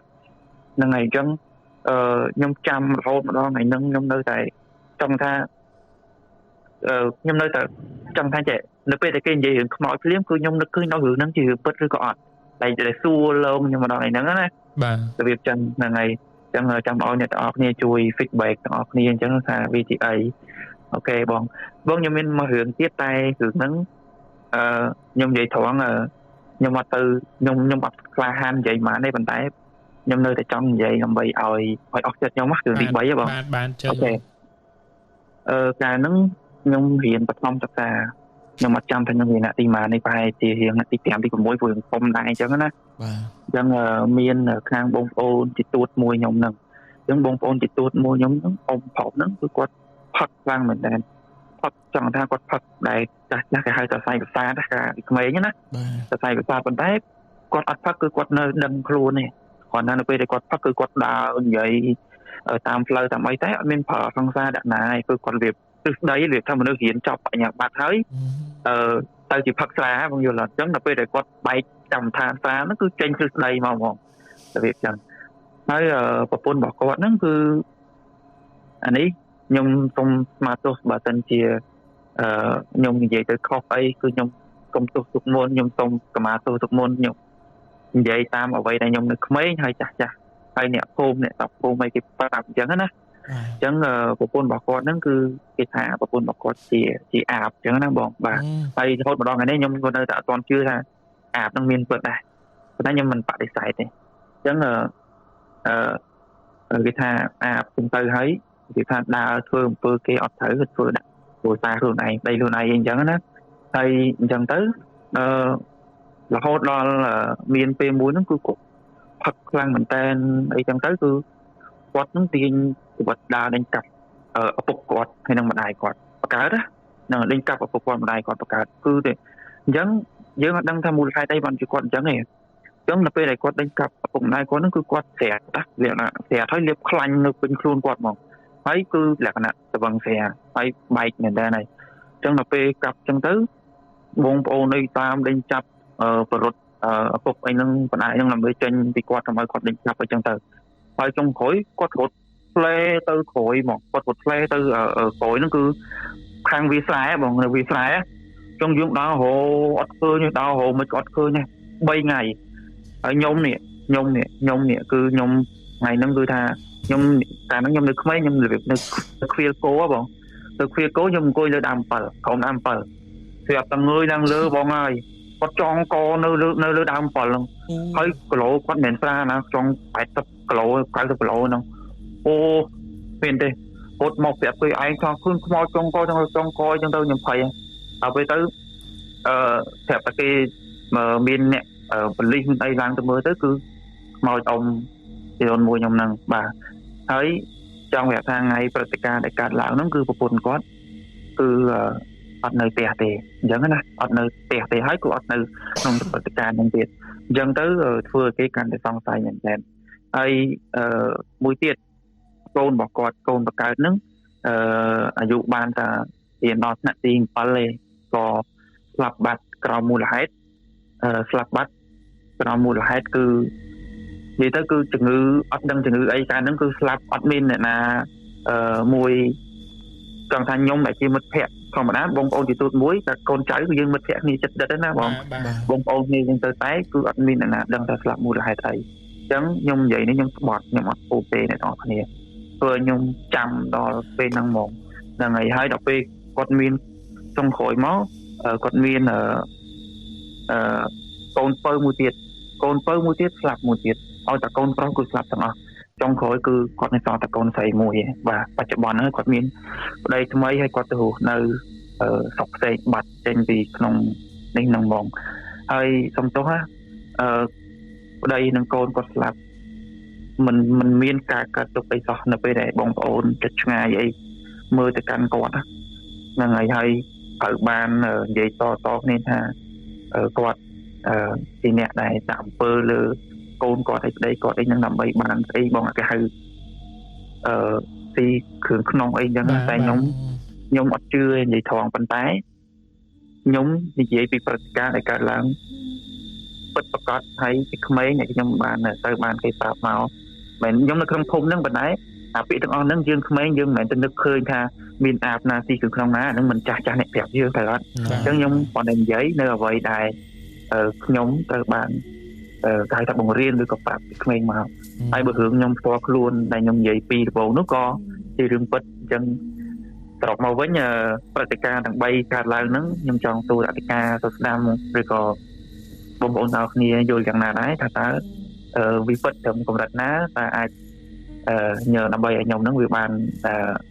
គឺថាបាន idea សម្រាប់ខ្លួនឯងដែរអញ្ចឹងណាអញ្ចឹងថ្ងៃនេះខ្ញុំមានតែប៉ុណ្្នឹងទេអរគុណអធិការសស្ដាមមែនតើសម្រាប់ការអនុញ្ញាតឲ្យខុសចូលបាទអរគុណច្រើនបងអរគុណមែនតើចំពោះសាច់រឿងទាំង3របស់បងបាទអរគុណសម្រាប់ពេលវេលាដ៏មានតម្លៃបងអរគុណសាទៀត បាទអូខេអ្នកនរគាត់មានចម្ងល់គាត់និយាយខ្លីៗណាតាអ្វីដែលគាត់ជួបហ្នឹងតើវាជាអីឲ្យប្រកាសចឹងណាតែប៉ាត់បងពីខ្ញុំតែខ្ញុំគិតថាវាអាចនឹងដូចអ្វីដែលបងគិតហើយដោយសារពួកយើងគ្រាន់តែស្ដាប់ដូចគ្នាយើងក៏អាចជំរុញបងថាវាជាអមនុស្សឬមួយក៏ការគិតឬមួយក៏ការភ័យខ្លាចរបស់បងដែរដោយសារមានតែបងឯងដែលអ្នកនៅហេតុការណ៍នឹងផ្ទាល់ហើយបងប្រុសជាពេទ្យស្រាប់ចឹងជាធម្មតារៀងលំអៀងទៅវិទ្យាសាស្ត្រទៀតហ្នឹងហើយអញ្ចឹងខ្ញុំបងចាប់ទុកថាជាការសម័យចោះដើម្បីឲ្យស្រួលខ្លួនណាកុំឲ្យខ្លាចដើម្បីឲ្យស្រួលខ្លួនបាទហើយពីខ្ញុំទៅខ្ញុំចាប់បានចំណុចដែលគាត់និយាយថាគាត់ចង់ឲ្យពួកយើងទាំងបងប្អូនដែលកំពុងទស្សនាហ្នឹងជួយគិតជួយភាគគាត់មើលថារឿងទាំងអស់ហ្នឹងវាបែបហ្នឹងឬរបៀបដូចគាត់គិតនឹងដែរអត់មានអារម្មណ៍ថាដូចគាត់តាមតឹងម្នាក់ឯងថាវាពិតជាអញ្ចឹងមែនអត់ឬវាមិនមិនអីចឹងណាខ្ញុំមានរឿងហ្នឹងមួយដែរព្រោះអ្នកនរនេះដឹងថាខ្ញុំមិនដែរជួបអីទេអត់ដែរជួបនេះជួបនោះខ្ញុំមិនដែរទេតែប្រហែលជាកន្លះឆ្នាំមុនហើយខ្ញុំតំចាប់អារម្មណ៍រឿងហ្នឹងពេលដែលខ្ញុំទៅខេត្តថ្ងៃមុននេះខ្ញុំឡើងផ្លូវលបឿនលឿនពីកំពង់សោមមកអំពេញពេលអាផ្លូវចូលហ្នឹងខ្ញុំឃើញម៉ោងដូចជាម៉ោង5កន្លះជិត6មេឃអត់ល្ងឹតទេនៅរៀងអាស៊ីធ្លាក់ទៅលើតែវាអត់ល្ងឹតទេយល់អត់គ្រាន់ថាមេឃរៀងសតុំខ្ញុំឃើញម្នាក់ស្រីហ្នឹងគួយលើអាចរឹងផ្លូវលបឿនលឿនហ្នឹងពាក់អាវឈុតក្រាស់សិតសក់ពណ៌ក្រហមសក់សើមពាក់ជើងអីខ្ញុំអត់ចាំទេពាក់អាវឈុតដេកហ្នឹងអង្គុយនៅលើច្រឹងដែកពុះធុងផ្លូវកាកន្លែងធុងផ្លូវមិនមានសួននៅកណ្ដាលហើយមិនមានអាដែកហ្នឹងគាត់អង្គុយនៅហ្នឹងហើយអង្គុយសិតសក់ម៉ោង5ជាងហើយខ្ញុំថាខ្ញុំក៏ជេរទៀតជេរក្នុងឡានជេរគ្នាយើងខ្ញុំថាចំឈួតទេមកសិតសក់នៅលើផ្លូវលបឿនលឿនហ្នឹងអត់ដែរបានចាប់អារម្មណ៍ទេតែចាប់អារម្មណ៍ពេលទៅកំពុងសៀមរាបថ្ងៃមុននេះបាននឹកឃើញថាចំមានអ្នកធ្លាប់ជួបដូចខ្ញុំគេធ្លាប់ជួបអញ្ចឹងដែរយល់ខ្ញុំនិយាយអត់ខ្ញុំឃើញហេតុការណ៍ហ្នឹងប៉ុន្តែខ្ញុំអត់បានគិតថាជាអមនុស្សទេអូខេខ្ញុំគិតថាអ្នកស្រុកអ្នកភូមិនៅហ្នឹងគេឡើងមកហាលសក់អីយ៉ាងស្រីៗក៏អត់សក់ឲ្យសើមក្រាស់សក់ឲ្យឈុតអីចឹងទៅប៉ុន្តែចន្លោះណាចេញពីកន្លែងមកពីកំពង់សោមបំពេញវិញយើងឆ្ងាយដែរតែចេញពីកន្លែងអត់ទេតាមមិនតាន់ទាំងចូល check in ហ្នឹងចូលមិនតិចចឹងខ្ញុំគិតថាធម្មតាអ្នកភូមិមិនឡើងបានប៉ុន្តែដល់ពេលខ្ញុំនិយាយអាហ្នឹងទៅខ្ញុំនិយាយពេលយប់ចឹងនៅតាមផ្លូវចឹងដល់ពេលខ្ញុំនិយាយហ្នឹងទៅគេថាបងខ្ញុំជួបចឹងដែរយល់ខ្ញុំនិយាយខ្ញុំគិតយូរហើយថាមិនជាអាមនុស្សទេគាត់ថាមនុស្សស្រីតែវាចេះតែចាំក្នុងខួររហូតតែដល់ពេលសោកនិយាយរឿងហ្នឹងទៅហើយគេធ្លាប់បងអូនគេហ្នឹងធ្លាប់ជួបចឹងដែរអញ្ចឹងខ្ញុំត្រូវបានខ្មោចលងយូរហើយតែខ្ញុំអត់ដឹងថាជាខ្មោចរបៀបអញ្ចឹងតែបើអញ្ចឹងមែនល្អដោយសារអធិការអត់មានអារម្មណ៍ភ័យខ្លាចនៅពេលហ្នឹងហើយប៉ុន្តែឆ្ងល់ពិតជាមានចម្ងល់ពេញខួរមែនថាហេតុអីក៏គាត់ឡើងទៅហាលសក់នៅចិត្តខឿនផ្លូវនៃលបឿនលឿនហ្នឹងទៅសិតសក់សើមឲ្យគាត់ងាកចេះហើយខ្ញុំជិះមកចេះយល់វាផ្លូវលបឿនទៅវាone way ហ្នឹងហើយឥឡូវមិនមែនគិតចេះហើយងាកចេះហើយខ្ញុំជេរទេខ្ញុំថាឈួតទេមកហាលសក់នៅផ្លូវលបឿនលឿនហ្នឹងហើយខ្ញុំគិតថាអ្នកស្រុកអ្នកភូមិហើយខ្ញុំគេថានៅហ្នឹងមានអ្នកគេឃើញច្រើនអញ្ចឹងបាទខ្ញុំចាប់ដើម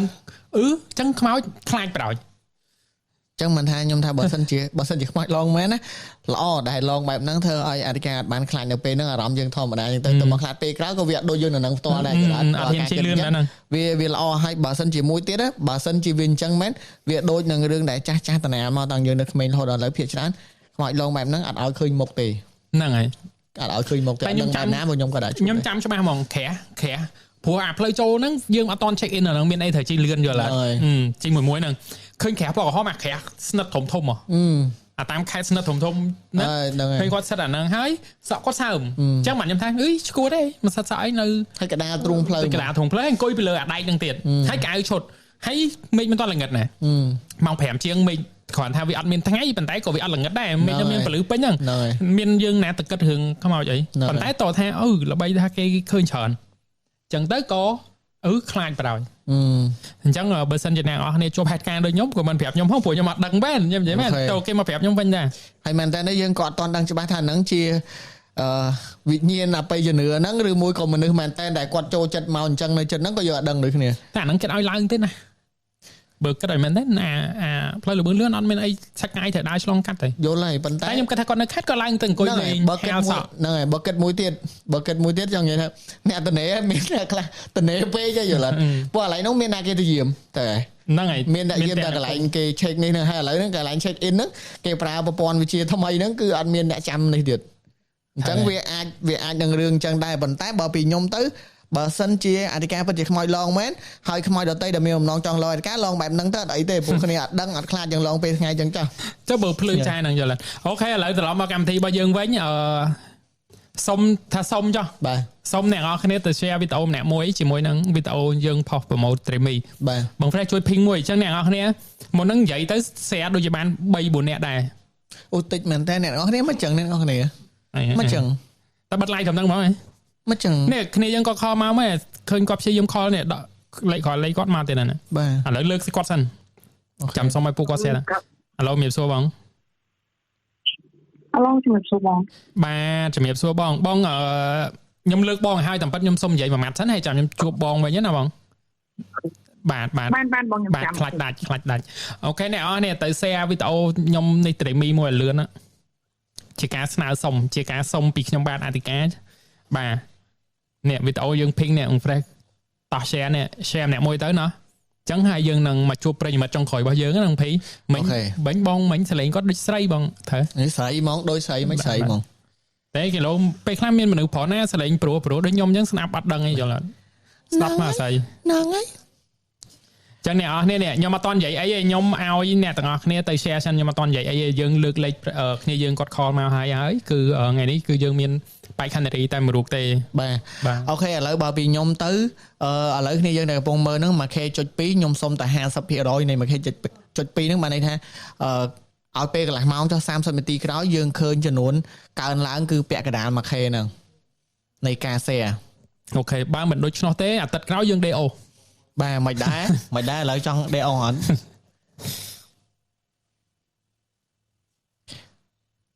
ដល់ពេលគេ comment មកថាចាំមកគាត់មើលគេ live យើងខ្មោចក៏សម្ពាធshare នោះ share នេះ subscribe share ឲ្យបងរួចហើយអូច្រើនមែនតើចាប់ផ្ដើមហើយ share ឲ្យបាទអរគុណសម្រាប់បងប្អូនដែល share រួចហើយអូច្រើនមែនតើគាត់ចាប់ផ្ដើម share រួចហើយបាទបងប្អូនដែលអត់ទាន់ share អញ្ជើញទៅ share បានខ្ញុំសុំតែ 50% នៃ 1K.1.2 នេះទេ20នាក់ជាងដែរបាទអញ្ចឹងបានន័យថាសំឡេងផ្សាយចេញរបស់ពួកខ្ញុំគឺឮច្បាស់បងប្អូនបានឮពាក្យពេចន៍ការសុំរបស់ពួកខ្ញុំ share រួចហើយបាទអរគុណសម្រាប់ការ share អញ្ចឹងទៅ share ម្នាក់មួយទៀតណាបងប្អូនហើយកុំភ្លេចចុច like នៅលើវីដេអូហ្នឹងផងដើម្បីឲ្យគ្នាយើងបានឃើញបន្តទៀតអរគុណតោះខ្ញុំចាំទុកពេល2នាទីទៀតខ្ញុំចាំតាអូខេលើអធិការទុកពេលឲ្យ2នាទីទៀតមែនតែខ្ញុំចូលរួមសម្ពាធមួយអ្នកទាំងអស់គ្នាដែរណាបាទហើយអរគុណដល់ប្រិយមិត្តរបស់យើងបងស្រីដែលខលចូលមកឥឡូវនៅស្ដាប់ពួកយើងតិចសិនដោយសារយើងជាប់ប្រហើយបន្តិចសិនហើយយើងនឹងជជែកគ្នាសំណេះសំណាលនៅវគ្គចុងក្រោយនេះតែម្ដងណាបងចាបងអូខេដោយសារយើងលើកឲ្យហើយព្រោះគិតថាយើងមាននិស្ស័យនឹងគ្នាហើយបានយើងត្រូវលើកមុនអញ្ចឹងសូមធ្វើការរងចាំបន្តិចទៀតបានអរគុណតាសល់1នាទីកន្លះទៀតអូខេខ្ញុំអូយ៉ាបាទណែនាំស្តាតែឥឡូវខ្ញុំទៅទប់ទឹកមកវិញហើយយើងចូលទៅកម្មវិធីរបស់យើងហ្មងណាបាទអូខេអញ្ចឹងមុននឹងចូលទៅកម្មវិធីរបស់យើងទី1អធិការសូមចូលទប់ទឹកបន្តិចសិនទី2ខ្ញុំសូមណែនាំពីរបៀបនៃការជួយជ្រោមជ្រែង CEO តាក់ទងជាមួយនឹងការហៅគេបងសូមហៅបាញ់ផ្កាយបានអត់អូខេអ្នកទាំងអស់គ្នាមើលនៅក្នុងការ live ហ្នឹងខាងក្រោមលោកភីលឺបងលឺអូខេតោះយើងអូខេអញ្ចឹងខ្ញុំមកណែនាំបងប្អូនពីវិធីជ្រោមជ្រែងអធិការតាមរយៈការផ្ញើ star មកឲ្យពួកយើងអញ្ចឹងបងប្អូនមើលខាងក្រោម live ខាងឆ្វេងដៃបំផុតបងប្អូននឹងឃើញរូបកាយបងប្អូនចុចទៅលើរូបកាយបាទបន្ទាប់ពីហ្នឹងទៀតក្រុមហ៊ុននឹងបុគ្គលិករបស់ក្រុមហ៊ុន Facebook ហ្នឹងគាត់នឹងណែនាំបងប្អូនជំហានបន្ទាប់ទី2ទី3រហូតដល់កន្លែងបងប្រាក់យកតែម្ដងត្រឹមត្រូវបាទអ នេះមានសលេងនឹងលយអូនបាទហើយដល់កន្លែងបងប្រាក់នឹងសួរថាបងប្រាក់ខ្ញុំបោះប៉ុន្មានទៅបងមិនទៀតបងអត់ពិបាកទេដោយសារពេលដែលយើងចុចដល់កន្លែងហ្នឹងវានឹងលោតឲ្យថាលទ្ធភាពរបស់បងប្អូនអាចទៅបណ្ណាបានចាប់ពី1ផ្កាយ2ផ្កាយរហូតដល់រាប់រយផ្កាយតាមលទ្ធភាពរបស់បងប្អូនហើយបញ្ជាក់500ផ្កាយតម្លៃគិតចេញជាលុយខ្មែរក៏បានដុល្លារក៏បានចំនួនប៉ុន្មានគឺក្រុមហ៊ុន Facebook គាត់ទូទាត់ឲ្យរួចរាល់នៅលើហ្នឹងតែម្ដងត្រូវកម្ពុជាដើរទៅមុខមួយជំនាញទៀតបាទអាមេរិកចេះស្អីជប៉ុនចេះស្អីគ្រាន់តែរឿង Senstar បាទគ្រាន់តែរឿង Senstar ប៉ុណ្ណឹងខ្មែរយើងធ្វើបានយ៉ាងស្រួលបងប្អូនដោយមិនចាំបាច់មានវិធីសាស្ត្រមិនបាច់ចាំមានណាគេនេះក៏បានដែរបងប្អូនគាត់ណាដោយសារខ្ញុំយល់ថាបងប្អូនជាប្រិយមិត្តរបស់កម្មវិធីអញ្ចឹងខ្ញុំចង់ណែនាំបងប្អូនកុំឲ្យបងប្អូនឆ្ងល់ពេកតែមែនតើវាអត់មានអីឆ្ងល់ទេបងប្អូនគាត់តែចុចចូលដល់កន្លែង Star ហ្នឹងក្រុមហ៊ុន Facebook បរៀនបងប្អូនរហូតដល់កន្លែងអស់លុយតែម្ដងបាទគាត់ខ្ញុំមានសាប់ណាស់ពេកទៀតអត់សមទៀតចូលនេះឲ្យ P សុំ sponsor ឲ្យហ្មងបានចូលរឿងរបស់បងស្រីមកកុំឲ្យគាត់ចាំយូរបាទតោះទៅហ្មងអូខេអញ្ចឹងបាទបងតោះអរគុណទៅកាន់អ្នកនរគ្នាដែលជួយ share ហើយអ្នកអត់តន់ទៅធ្វើឲ្យបាទឥឡូវជំរាបសួរបងស្រី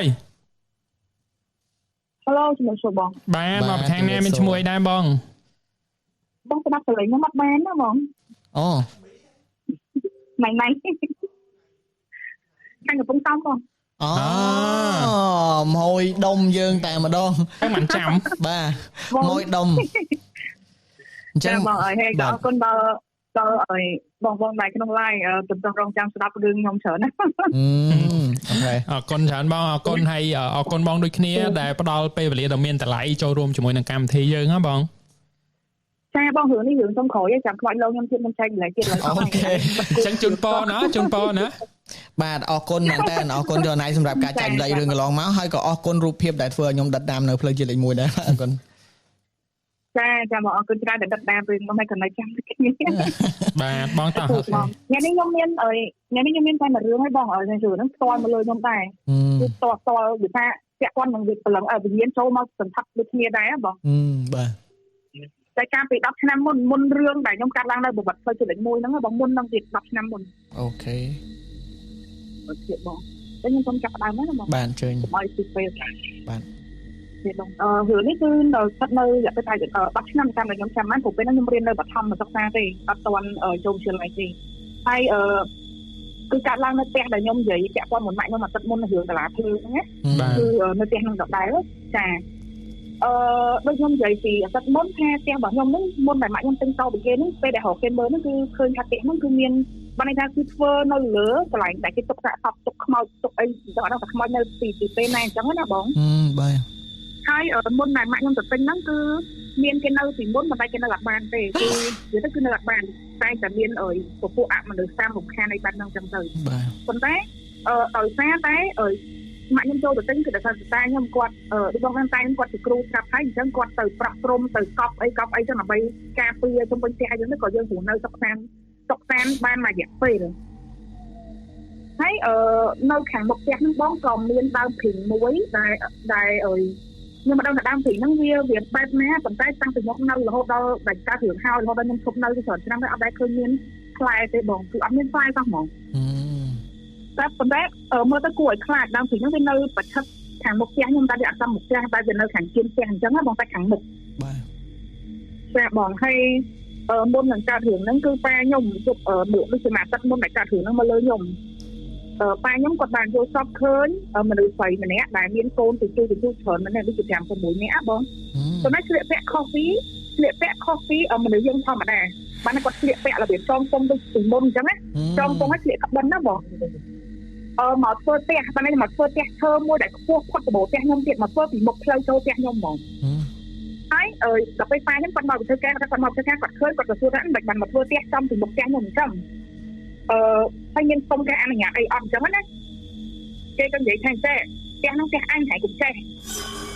អញចង់ធ្វើមិនចេះតែនិយាយថាចេះតែក្បាលចិត្តអញអញ្ចឹងណាហើយកុំចេះមកនិយាយមួយអញបាយមិនចង់ចិត្តទេហើយដូរផ្ទះនឹងមួយអញទៅគាត់ចង់សុំដូរផ្ទះនោះឲ្យតែខ្ញុំមកនៅផ្ទះគេគាត់ធ្វើហ្នឹងហើយគាត់ទៅនៅផ្ទះខ្ញុំតែកំពុងទៅនៅថ្ងៃហ្នឹងអញ្ចឹងទៅចាដល់ពេលម្លងមកអាទិត្យក្រោយអ៊ំស្រីខ្ញុំខ្ញុំសូមបញ្ជាក់តិចអ៊ំស្រីខ្ញុំហ្នឹងក៏គាត់មានគ្រូដែរប៉ុន្តែគាត់ មិនមានអាសនៈអីដូចតាខ្ញុំអីទេគាត់ជាគ្រូវាធម្មតាគាត់ដឹងតែគាត់មានគ្រូកាន់អញ្ចឹងហើយគាត់មកលេងផ្ទះខ្ញុំហ្នឹងមុននឹងគាត់ឡើងទៅហូឡង់ដោយសារគាត់មានគ្រូតានៅហូឡង់គាត់ត្រូវឡើងទៅគាត់មកលេងផ្ទះម៉ាក់ខ្ញុំនៅពេញហ្នឹងអញ្ចឹងណាគាត់មកដល់គាត់ក៏ចាប់អារម្មណ៍ដើមព្រីងហ្នឹងដើមព្រីងនៅមុខផ្ទះខ្ញុំហ្នឹងគាត់ថាចេះដាក់ទីនេះអត់បានទេមានចំណៅរែងអញ្ចឹងគាត់ក៏ចាស់ពីដើមគាត់ប្រើអើយស្នឹងគោហ៎បងបាទស្នឹងគោដែលយើងទៅចងគោហើយខ្ញុំក៏អត់ទៅគាត់ទៅវាជាស្នឹងឈើប្រហែលជាមកក្អាមណាបាទគាត់យកស្នឹងហ្នឹងទៅដោតចំគោលព្រីងហ្នឹងទៅដោតនៅគោលព្រីងហ្នឹងដោតនឹងដីគោលព្រីងហ្នឹងបងដល់ពេលស្អែកឡើងគាត់ក៏ទៅវិញបាត់ទៅស្រាប់តែបញ្ហាក៏កើតឡើងនៅថ្ងៃស្អែកហ្នឹងតែបងតែហើយបន្ទាប់មកទៀតហើយនៅពេលដែលគាត់ដាក់អីស្នឹងនឹងរោតជាប់នៅគល់នឹងហើយដើមព្រីងហ្នឹងបងជឿថាដើមព្រីងរាប់ឆ្នាំមកហើយអត់ដែលមានបញ្ហាអីទេប៉ុន្តែវាស្រាប់តែអាលើងទាំងរឹសទាំងរឹសហ្នឹងគឺអាលើងមកចុងវាគឺដួលមកផ្ទះខ្ញុំហ្មងតែបងគឺអាលើងមកចុងវាគឺមកចំពីមុខប្រក់របស់ផ្ទះខ្ញុំហ្នឹងហ្មងហើយនៅសុកអាលើងហ្មងចាបងបន្ទាប់ពីអ៊ំនឹងគាត់បោះស្នឹងហ្នឹងហើយគឺអាលើងទាំងគល់អាលើងទាំងរឹសគឺចេញរឹសមកហ្មងបងដល់ឡើងចេញមកគឺស្អាតទាំងអស់គ្នាហ្មងទៅព្រៃហើយចឹងទៅក៏អត់ចាប់អារម្មណ៍ដែរក៏ទាញចេញវិញអីចឹងមកណាព្រោះគាត់ថាវាអត់មានអីទេព្រោះគាត់ថាវាមានអីព្រោះឃើញអ៊ំគាត់បោះស្នឹងហើយចឹងវាលើងក៏គាត់ថាវាហាត់ព្រោះផលហើយចឹងទៅក៏ស្រាប់តែថ្ងៃហ្នឹងខ្ញុំទៅរៀនខ្ញុំរៀនបឋមថ្នាក់ទី6ខ្ញុំក៏មានពួកម៉ែអីជិះកង់មកយកគ្នាទៅរៀនអីចឹងទៅនៅ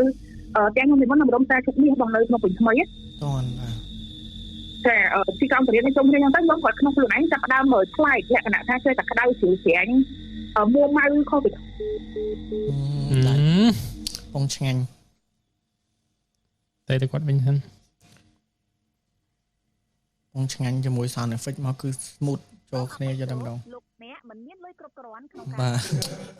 និយាយទៅគ្រប់ពេលហ្មងគ្រប់ពេលឲ្យតែអស់លុយទេទៅពេលមកវិញគឺអញ្ចឹងហ្មង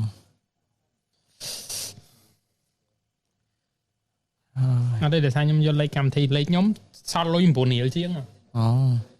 តែយើងត្រូវការយកលេខកម្មវិធីខុសទៅវិញមកជប់ធ្វើម៉េច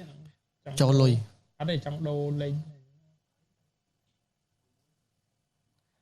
ដូចជាពេលដែលយើងមុននឹងចុច call បើសិនជា SIM ពីចុច call ទៅហ្មងអូមាន select ដូរហើយអាឡូមានសួរបងអាឡូមានសួរបងមុនហ្នឹងដាក់ឲ្យមកតាតែឲ្យដាច់អស់លុយដែរវាឆ្លង 1000 អូមិនឆ្លង 1000 អញ្ចឹងចាប៉ុន្តែមុនហ្នឹងមុន call ខ្ញុំបានដាក់$2ហើយឥឡូវវាដាច់វាអស់អូខេអូចាឲ្យគាត់ចាំទៀតអត់ដឹងបងស្រីអើយសុំទោសបងអីបងអត់អីអើយម៉ៃបង check អូខេសុំតណាបងបានអញ្ជើញតហ្មងអូខេអញ្ចឹងនៅផឹកហ្នឹងគឺខ្ញុំចាប់ដើមលឺហ៎បងបាយលឺខ្ញុំនិយាយហ៎បងបាទបងលឺខ្ញុំនិយាយហ៎លឺបងលឺអូខេអត់អីទេបងតាអញ្ជើញបងអញ្ជើញអូខេចឹងខ្ញុំសុំតអញ្ចឹងនៅថ្ងៃដែលខ្ញុំចាប់ដើមធ្វើទុកហ្នឹងគឺចាប់ដើមក្តៅខ្លួនជ្រៅស្រាញ់របៀបមួម៉ៅអីក្តៅសាហាយអីមួយថ្ងៃពេញអញ្ចឹងទៅបាទក៏ស្រាប់តែមកដល់ផ្ទះវិញខ្ញុំចាប់អារម្មណ៍ខ្លួនប៉ុន្តែដូចនិយាយថាខ្ញុំដឹងខ្លួនហើយក៏ដាក់ដឹងថាខ្លួនឯងកំពុងធ្វើអីហ៎បងបាទខ្ញុំក៏រឿងម៉ាក់ខ្ញុំនិយាយថាម៉ាក់ខ្ញុំនិយាយអីមកដាក់ខ្ញុំគឺខ្ញុំចាប់ដើមស្រីកុហកដាក់គាត់ឲ្យសន្លក់គាត់យកហ្មងណាបាទសន្លក់ឲ្យឡើងក្រហមហើយកុំនិយាយថាយើងអត់ប្រើពីអីអត់ស្រួលប៉ុន្តែគឺយើងនិយាយថាព្រៀបគឺយើងឆ្លៃមួយគាត់ក៏អត់ចាប់អារម្មណ៍ខ្ញុំដែរវាគាត់គិតថាកន្លោខ្ញុំខំគាត់អីចឹងទៅបាទចាដល់ពេលហើយខ្ញុំឃើញខ្លួនឯងនេះខ្ញុំខ្លួនឯងទៅឈរមុខកញ្ចក់ទាំងនោះមានកញ្ចក់ទូមួយដែលមកចំហខ្លួនណាបាទខ្ញុំទៅឈរមុខកញ្ចក់ហ្នឹងហើយខ្ញុំធ្វើមុខស្មាប៉ុន្តែខ្ញុំញញឹមវាចមាត់ទៅដល់ពុំទៅជាໄວលឿនជួយលំមាត់តែហើយខ្ញុំវាទៅវាចមាត់ដល់ពុំទៅជាបងខ្ញុំនៅចាំរូបភាពហ្នឹងដល់ត្រង់ថ្ងៃថាពេលហ្នឹងខ្ញុំឃើញខ្លួនឯងញញឹមដាក់កញ្ចក់ញញឹមហើយមាត់វាចមកខាងឆ្វេងណាបងវាចដល់ពុំទៅជាបើខ្ញុំធម្មតាខ្ញុំធ្វើអត់បានទេយើងធម្មតាគឺធ្វើអត់បានហ្មងបាទហើយម៉ាក់ខ្ញុំដើរមកតន់ម៉ាក់ខ្ញុំដើរមកតន់ខ្ញុំស្ដីឲ្យខ្ញុំថាចេះអាណៃហើយកូនឯងសើពីឈួតគាត់និយាយចឹងណាបងបាទកូនឯងសើពីឈួតមាត់វាចអីធ្វើម៉ាក់វាយឥឡូវកុំធ្វើចិត្តគាត់និយាយចឹងណាបាទខ្ញុំគាត់និយាយទៅគាត់មួយម៉ាត់ទៅចេះកុំចេះគ្រឿងខ្ញុំនិយាយចឹងណាហើយខ្ញុំដើរចេញទៅក្រៅបាត់ខ្ញុំដើរចេញទៅអង្គុយខាងក្រៅផ្ទះខ្ញុំអត់និយាយអីមួយគាត់ទាំងអស់ប៉ុន្តែខ្ញុំចេះតែទាគាត់ម៉ាក់ខ្ញុំថាខ្ញុំថ្លៃខ្ញុំចេះតែទាគាត់ថាម៉ាក់ខ្ញុំសុំស្រួលទឹកម៉ាក់ឲ្យខ្ញុំក្តៅខ្ញុំសុំស្រួលទឹកទាំងដែលខ្ញុំមួមកក្តៅទៅហើយប៉ុន្តែខ្ញុំនៅតែទាគាត់ស្រួលទឹកអញ្ចឹងណាបាទហើយម៉ាក់ខ្ញុំក៏អត់ចាប់អារម្មណ៍ រឿងថាមានអីមកសង្កត់ខ្ញុំដោយសាររឿងអីដែរអត់ទាន់ចាប់អារម្មណ៍ទេចាប់តែស្អែកឡើងមួយទៀតពួកម៉ាក់ខ្ញុំមកបងពួកម៉ាក់ខ្ញុំដែលរៀនមួយគ្នាស្រីហ្នឹងជួបខ្ញុំមកផ្ទះអញ្ចឹងគាត់ទៅលួចប្រាប់ម៉ាក់ខ្ញុំហើយគាត់ថាកាយវិការខ្ញុំនៅក្នុងសាលាគឺខ្លាចខ្លាំងមែនតើអង្គុយអញ្ចឹងទៅអញខ្ញុំរបៀបចេះតែសោកលៀកអ្នកណាចេះអើវាអញ្ចឹងហ្នឹងបងតោះលក្ខណៈអញ្ចឹងម្នាក់ឯងព្រោះខ្ញុំជាទូទៅខ្ញុំអត់ចូលចិត្តចេញលេងទេពេលដែលចេញលេងខ្ញុំនៅតែក្នុងថ្នាក់ឯងខ្ញុំនៅអង្គុយអញ្ចឹងធម្មតាអញ្ចឹងណាប៉ុន្តែលើកនេះខ្លាចព្រមគេ9ខ្ញុំអត់ទៅណាដល់ខ្ញុំអង្គុយអញ្ចឹងហ្នឹងខ្ញុំអញខ្ញុំរៀបវាមាត់ហ្នឹងហើយខ្ញុំសោកចេញទៅលេងរៀបអញ្ចឹងណាលាក់អញ្ចឹងណាបាទមិត្តភក្តិខ្ញុំហ្នឹងជួនខ្ញុំតែមិត្តភក្តិខ្ញុំជួនខ្ញុំមកដល់ផ្ទះហើយក៏ទៅប្រាប់ម៉ាក់ខ្ញុំលួចប្រាប់ម៉ាក់ខ្ញុំថាចេះមិញម៉ែឯងអើយម៉ែឯងមើលតណៃមិនក៏ប្លែកម៉េះតោតលេងមួយពួកខ្ញុំវាមាត់ដល់កុំវិជាហើយផ្នែកឡើងប្រហោះគាត់និយាយអញ្ចឹងណាតែម៉ាក់ខ្ញុំក៏ចាប់តាមសង្កេតខ្ញុំហើយខ្ញុំភាកច្រើនតែញ៉ាក់ខ្ញុំទៅឈរតាមមុខកញ្ចក់ខ្ញុំសោកដាក់កញ្ចក់ហ្នឹងរបៀបថាទាញសក់ខ្ញុំវែងបងពីមុនសក់ខ្ញុំដល់គូដល់ចកេះខួរចកេះណាបាទខ្ញុំទាញសក់ខ្ញុំមកអែហើយខ្ញុំសោកវាមាត់អញ្ចឹងរហូតចាដល់ពេលម៉ាក់ខ្ញុំចំណាំមើលហើយក៏ទេទៅតាខ្ញុំទេទៅអ៊ំខ្ញុំថាចែងអើយមើលក្មួយទាំងមើលឲ្យពុកមើលក្មួយមកបើចែងអត់ឡើងទៅទេឲ្យពុកមើលក្មួយមកអើយថាវាមិនឥឡូវនេះចាប់ពីអាដើមពីហ្នឹងលំមកកូនខ្ញុំចាប់ដើមចង់រត់ចោលទេណាហើយដេកក៏ដេកបងយប់ឡើងដេកទៅប្រឈមភ្នែកមកយប់ទៅភ្លឺតតែម៉ាក់ខ្ញុំសន្លត់ខ្លាំងណាបងបាទតតែម៉ាក់ខ្ញុំសន្លត់ខ្លាំងបាទខ្ញុំដេកទៅចឹងទៅខ្ញុំអត់ដេកទេហើយខ្ញុំនៅឆ្លោះដូចថាខ្ញុំឃើញមកគាត់ខ្ញុំក្តៅទៅហាយមួម៉ៅខ្ញុំមិនដែរខ្ញុំមិនដែរនិយាយនឹងប៉ាខ្ញុំទៅខ្ញុំខំខ្ញុំមានអារម្មណ៍ខ្ញុំខំគាត់អញ្ចឹងណាបាទដល់ពេលហើយទៅតាខ្ញុំហ្នឹងក៏មកតាខ្ញុំក៏មកក៏កលេចទៅឃើញអាដើមព្រីហ្នឹងអាលំគាត់ក៏សួរថាចាដើមព្រីហ្នឹងធ្វើបានអាលំដល់ពេលហើយម៉ាក់ខ្ញុំគាត់ប្រាប់ថាតែមកថ្ងៃមុនហ្នឹងគាត់ម្លើងចោលហើយគាត់ថាដើមព្រីហ្នឹងមានទៅនៅអីអញ្ចឹងទៅហើយចឹងតែទៅសួរថាបើម្លើងដើមគេចោលមានបានទៅសុំអត់ឬក៏មានបានផ្សាយសំណែនធ្វើពេលធ្វើអីគេអត់អីអញ្ចឹងណាបងម៉ាក់ខ្ញុំថាអត់មានបានធ្វើទេព្រោះមួយរយៈនេះប៉ាវារវល់ធ្វើការហើយខ្ញុំក៏រវល់អីចឹងទៅអញ្ចឹងអត់មានបានធ្វើអីទេអញ្ចឹងតែខ្ញុំថាមកហ៊ានកូនមកហើយខ្ញុំគាត់ឃើញមុខតាខ្ញុំខ្ញុំទៅចូលបន្ទប់ហ្មងបងខ្ញុំខ្លាចហ្មងខ្ញុំអត់ហ៊ានចេញមកទៅម៉ាក់ខ្ញុំហៅខ្ញុំលួងខ្ញុំមកបាទខ្ញុំចេញមកតាមតែចេះមកខ្លួនឯងអើយវាថារៀបចំពិធីសែនពេលមកខាស់ចឹងមកជាខ្ញុំឲ្យមកអង្គុយបងជាខ្ញុំឲ្យមកអង្គុយប៉ុន្តែពេលហ្នឹងគឺខ្ញុំអត់ដឹងអីទៀតទេគាត់តែដឹងក្រោយមកទៀតតែខ្ញុំថាអ្នកដែលចូលខ្ញុំហ្នឹងមិនមែនមានតែមួយគឺមានម៉ែមួយហើយមានកូន5នាក់ទៀតព្រាយដើមព្រីបងព្រាយនៅតាមដើមព្រីហ្នឹងហ្មងណាគេចូលមកគេខំថាផ្ទះអញនៅសុកតុកផ្ទះអញនៅសុកតុកមិនបានពួកឯងមកម្លឹងផ្ទះអញចោលហើយឃើញកូនអញនេះទូចនេះឲ្យពួកវាទៅនៅណាហើយមានអាណិតពួកវាអត់ហើយឯងផ្ទះអញលិចទឹកឡើងនេះអញអត់មានផ្ទះនៅហងអញខំធ្វើផ្ទះពីមុខផ្ទះឯងទៀតហើយមកម្លឹងដើមផ្ទះអញចោលចង់និយាយថាគេនៅក្រាញ់នៅឡើងយូរដែរមានតែគេហ៊ានធ្វើអីគេមិនក៏ផ្ទះឯងហ្នឹងបើឃើញម៉េះឯងចង់ងាប់ទាំងអស់គ្នាមែនគេនិយាយចឹងណាបាទចាបន្ទាប់មកក៏បកទៅថាឥឡូវបើជ្រុលជាខុសហើយវាថាអ្នកឯងជាព្រាយជាខ្មោចអ្នកឯងអាចមកនៅអីជាមួយនឹងនៅចិត្តមនុស្សនៅចិត្តអីបានទេទៅរកកន្លែងផ្សេងនៅទៅនិយាយទៅអត់ព្រមទេបងពេលថ្ងៃហ្នឹងបើមិនជាប្រហែសតាមមួយយប់គឺខ្ញុំអាចនឹងរត់ចោលផ្ទះមែនខ្ញុំអាចនឹងរត់ចោលផ្ទះគេកាច់ខ្ញុំយកទៅរត់ចោលផ្ទះទៅណាទៅណីអញ្ចឹងណាបងលក្ខណៈអញ្ចឹងណាបាទពេលដែលធ្វើពិធីហ្នឹងគឺសក់ក្បាលខ្ញុំពេលដែលតែខ្ញុំគាត់ស្រួលទឹកហ្នឹងសក់ក្បាលខ្ញុំគឺបាក់សក់ខ្ញុំធម្មតាប៉ុន្តែដល់ពេលដែលធ្វើអាពិធីហ្នឹងគឺសក់បាក់ឡើងប៉ុណ្ណឹងល្អីហ្មងបាក់ឡើងប៉ុណ្ណឹងល្អីហើយព្រឺក្បាលអារបៀបហ្នឹងឯងណាមួយព្រាយនៅក្នុងខ្លួនហ្នឹងមិនមែនមានតែមួយទេគឺមានច្រើនតែខ្ញុំគាត់ទៅចេញម្ដងមួយហើយទៅចេញហ្នឹងអីដែលខ្ញុំមើលឃើញខ្លួនឯងហើយខ្ញុំដឹងគឺឃើញជើងរបស់ខ្ញុំណាបងគាត់ទៅចេញគេហ្នឹងខ្ញុំអត់ដឹងថាវាមិនទេគាត់ទៅចេញព្រាយហ្នឹងតាមរៀនជើងខ្ញុំណាចឹងរៀនជើងខ្ញុំខ្ញុំបញ្ជាក់តិចនៅពេលដែលគាត់ឲ្យខ្ញុំអង្គុយសដុកជើង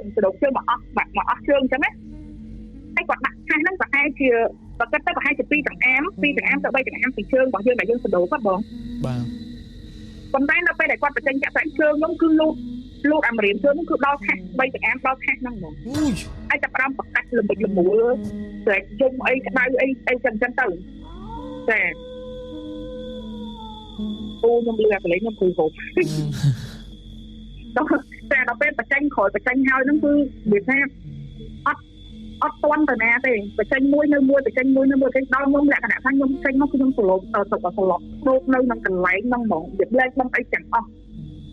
សឡប់ដល់ម៉ាក់ខ្ញុំគាត់ថៃណាវាបាត់កឲ្យកូនអើយបាត់កខ្ញុំផ្លាច់កូនវាមិនអញ្ចឹងណាបងបាទចាអញ្ចឹងពេលដែលបញ្ចេញហើយហ្នឹងគឺរួចរាល់អស់ហើយក៏យើងតែនពេលឲ្យគេអត់ជួយអីចឹងហើយគេចឹងទៅក៏ស្ដាប់ធំដឹងចឹងទៅចឹងអានេះដែលខ្ញុំចង់និយាយហ្នឹងគឺវាកើតនៅលើខ្ញុំហើយអ្នកខ្លះដែលស្ដាប់ពីខ្ញុំហើយឆ្ងល់មិនបានបងនឹងខ្មោចចូលរហូតចឹងមាននិស័យបងនឹងខ្មោចចូលរហូតចឹងវាចឹងប៉ុន្តែខ្ញុំខ្លួនឯងក៏អត់ដឹងថាហេតុអីដែលខ្ញុំច្បាក់ជាមួយនឹងរឿងអស់ហ្នឹងប៉ុន្តែគាត់សូមឲ្យបងដែលស្ដាប់នៅក្នុង live ទាំងអស់តែជាfan 4 project ស្ដាប់ដោយវិចារណញ្ញាណស្ដាប់ដោយការគិតពិចារណាជឿឬក៏មិនជឿអាហ្នឹងអាស្រ័យទៅលើបងអញ្ចឹងណាបាទប៉ុន្តែសូមខមមិនអីដែលល្អមកកាន់កម្មវិធីបាទអរគុណច្រើនមកអរគុណបងហើយក៏អរគុណដល់បងនេះមកសាទៀតមានជូនពរទៅចឹងចឹងមានជូនពរឲ្យឆាប់ជួបនិយាយលេងណាចា៎អូខេហើយអត់ទេបងចង់ក្តៅខ្លួនអូខេបងអរគុណមែនតើសម្រាប់ពេលវេលាដ៏មានតម្លៃបងបងណៃខំមកចែកម្លែកកម្មវិធីយើងរហូតហើយមុននឹងនិយាយលេងទេហើយមែនតើជូនពរបងសុខភាពល្អបាទអាយុ100ហើយមានសុភមង្គលចាអូសាធុបងសាធុបងសាធុបាទបងភីមេថែមអរគុណបងអរគុណបងបាទអធិការអូខេបាទអរគុណហើយខ្ញុំសូមផ្ដាំញ៉ានៅទេជូនពរឲ្យសុខភាពល្អដើម្បីបន្តមុខរបរនិងអាជីវកម្មតខ្លួនឲ្យកាន់តែបានល្អយូរអង្វែងហើយមានក្តីសុខពេញមួយជីវិតនឹងរហូតដល់អាយុ100ហ្មងចាអរគុណបងអរគុណដោយសារអីចេះបងខ្ញុំសូមបន្ថែមបន្តិចសូមបន្ថែមថាមួយរយៈនេះលោកគ្រូដែលលោកគ្រូចិត្តថ្មបាទសូមហៅលោកគ្រូប្រកាន់ទូជាខ្ញុំផ្ទាល់ហ្មងនៅក្នុងខលនៅក្នុងភូមិហ្មងអូខេខ្ញុំមួយរយៈនេះអាចនៅតែខ្ញុំបានខលនិយាយលេងទៅលោកគ្រូមួយថ្ងៃនេះដែរអញ្ចឹងណាបាទមួយថ្ងៃនេះគឺមានអ្នកតាមយកជីវិតខ្ញុំទៀតហើយប៉ុន្តែដោយសារតែខ្ញុំខុសនឹងវាថាយើងខុសយើងភ្លេចយើងនិយាយថាយើងភ្លេចទៅធ្វើឲ្យគេអញ្ចឹងណាគេមកនិយាយតបដាក់លោកគ្រូហ្មងមកពឹងលោកគ្រូឲ្យនិយាយថាហេតុអីបានសម្រេចឲ្យមិនដាក់ឲ្យគេស៊ីជេរខ្ញុំទៀតណាបងជឿអាចសម្រេចណាលោកគ្រូបានលោកគ្រូជេរខ្ញុំអត់និយាយថាចេះហើយគេផ្ដាំឲ្យគាត់និយាយហ៎បងបាទថ្ងៃហ្នឹងឲ្យលោកគ្រូទុកជាឲ្យគឺខ្ញុំគេងអត់លក់គឺខ្ញុំចាប់ផ្ដើមគាត់និយាយត្រូវទៅខ្ញុំមានណែនគ្រូហ្នឹងចាប់ផ្ដើមគេងអត់លក់ហើយក៏បានឆាប់មកលោកគ្រូឲ្យដែរអញ្ចឹងណាអរគុណលោកគ្រូចិត្តថ្មដែរបើសិនលោកគ្រូស្ដាប់នេះគឺកូនអស់លុយបាត់ឥឡូវយើងនិយាយជំនួសទៅអូខេអរការសុំទីបានដល់ពេលគាត់និយាយរឿងលោកគ្រូចិត្តថ្មគាត់ទោះទាយឲ្យចឹងខ្ញុំចាំបានអេពីសូតដំបូងដែលគាត់ខលចូលមកឬយើងខលទៅខ្ញុំអត់ចាំទេតែដំបូងបន្ទាប់ពីនិយាយចប់គាត់បានលើកឡើងថាប្អូនអធិការដែលកំពុងតែមានការងារធំស្អីមួយហ្នឹងដែលកំពុងតែត្រៀមធ្វើអីហ្នឹងសូមឲ្យសម្រេចចេះចុះហើយមកនិយាយពីខ្ញុំតាក់តងអាស្អីដែលត្រៀមនឹងចូលមកហ្នឹងខ្ញុំចាប់អារម្មណ៍ហ្នឹងថាគាត់កំពុងតែទាយឲ្យយើងឬគាត់ជូនពរយើងតែដល់ពេលចូលណៃនិយាយចឹងមានអារម្មណ៍ថាដូចគាត់ទាយដូចគាត់មើលឃើញឲ្យយើងថ្ងៃហ្នឹងបាទខ្ញុំអត់ទេតែខ្ញុំមិនថាមិនថាវ៉ាន់អីទេជាទូទៅខ្ញុំអត់សូវមានជំនឿលើការទូទាយទេពីខ្ញុំអញ្ចឹងមិនមែនថាมันសម្ដៅតែលោកគ្រូចិត្តតសិលាបាទសម្ដៅលើទូទៅហ្មងខ្ញុំអត់សូវមានជំនឿលើការទូទាយទេអញ្ចឹងអាចនិយាយបានថាសឹងតែអត់ចាំផងពេលដែលអ្នកទាយឬក៏ជូនពរអីចឹងខ្ញុំអត់សូវចាំទេអូខេដោយសារវាខ្ញុំមិនយល់ខ្ញុំគិតថាយើងនឹងទទួលបានបើសិនជាយើងប្រឹងហើយយើងធ្វើមិនមែនអីមួយទៅធ្វើស្នេហ៍ដើម្បីបានមនុស្សស្រីដែលយើងស្រឡាញ់អីចឹងវាមិនមែនចឹងលុះត្រាណាយើងទៅបញ្ជាក់ចិត្តស្មោះទៅម្នាក់ស្រីហ្នឹងបានយើងទទួលបានក្តីស្រឡាញ់ហ្នឹងមកវិញអីចឹងទៅបាទអូខេប៉ុណ្ណឹងអូខេយល់អូខេហើយក៏អរគុណដល់បងណៃភាសាទៀតហើយក៏ផ្ដាំជូនពរទៅលោកគ្រូចិត្តតែសាលាដែលគាត់បានជួយមើលឲ្យបងណៃដូចគ្នាបាទហើយក៏ជូនពរលោកគ្រូដូចគ្នាមុននឹងក៏ចូលខមមិនដែរបាទក៏ជូនពរលោកគ្រូសុខភាពល្អហើយរាល់បុណ្យកុសលដែលខ្ញុំបានកសាងហើយនឹងទៀនទាំងឡាយណាដែលខ្ញុំបានធ្វើទៅក៏សូមចែកម្លែកបុណ្យទៅលោកគ្រូចិត្តទេសាលាបងណៃហើយនឹងក្រុមការងារទាំងអស់ក៏ដូចជាប្រិយមិត្តដែលតាមដានទស្សនាកម្មវិធី404និងវគ្គកងទ័ពរបស់យើងទាំងអស់ដូចគ្នាដែរអញ្ចឹងសូមអនុមោទនាទទួលឥឡូវគេនិយាយលយទៅបុណ្យថ្ងៃមុនមួយថ្ងៃមកវិញនិយាយលយអូខេអញ្ចឹងអ្នកនរគ្នាមកសាទៀត complete like and share នៅ page ហ្នឹងហើយយើងនឹងមានដំណើរមួយឆ្ពោះទៅ 300k subscriber នៅលើ channel Patron Cambodia ហើយក៏យើងចិត្តមាន show ថ្មីដែរថ្ងៃ11ត្រូវថ្ងៃ13គឺយើងមាន show ថ្មីគឺយើងចាប់ដើម release ហើយជាមួយនឹង first episode តែម្ដងជាមួយនឹងកម្មវិធី The Patron Room បាទជាកម្មវិធី podcast ថ្មីមួយដែលយើងចែករំលែកពីចំណេះដឹងទូទៅក៏ដូចជាបទពិសោធន៍ជីវិតនិងបទពិសោធន៍ការងារផ្សេងៗទៀត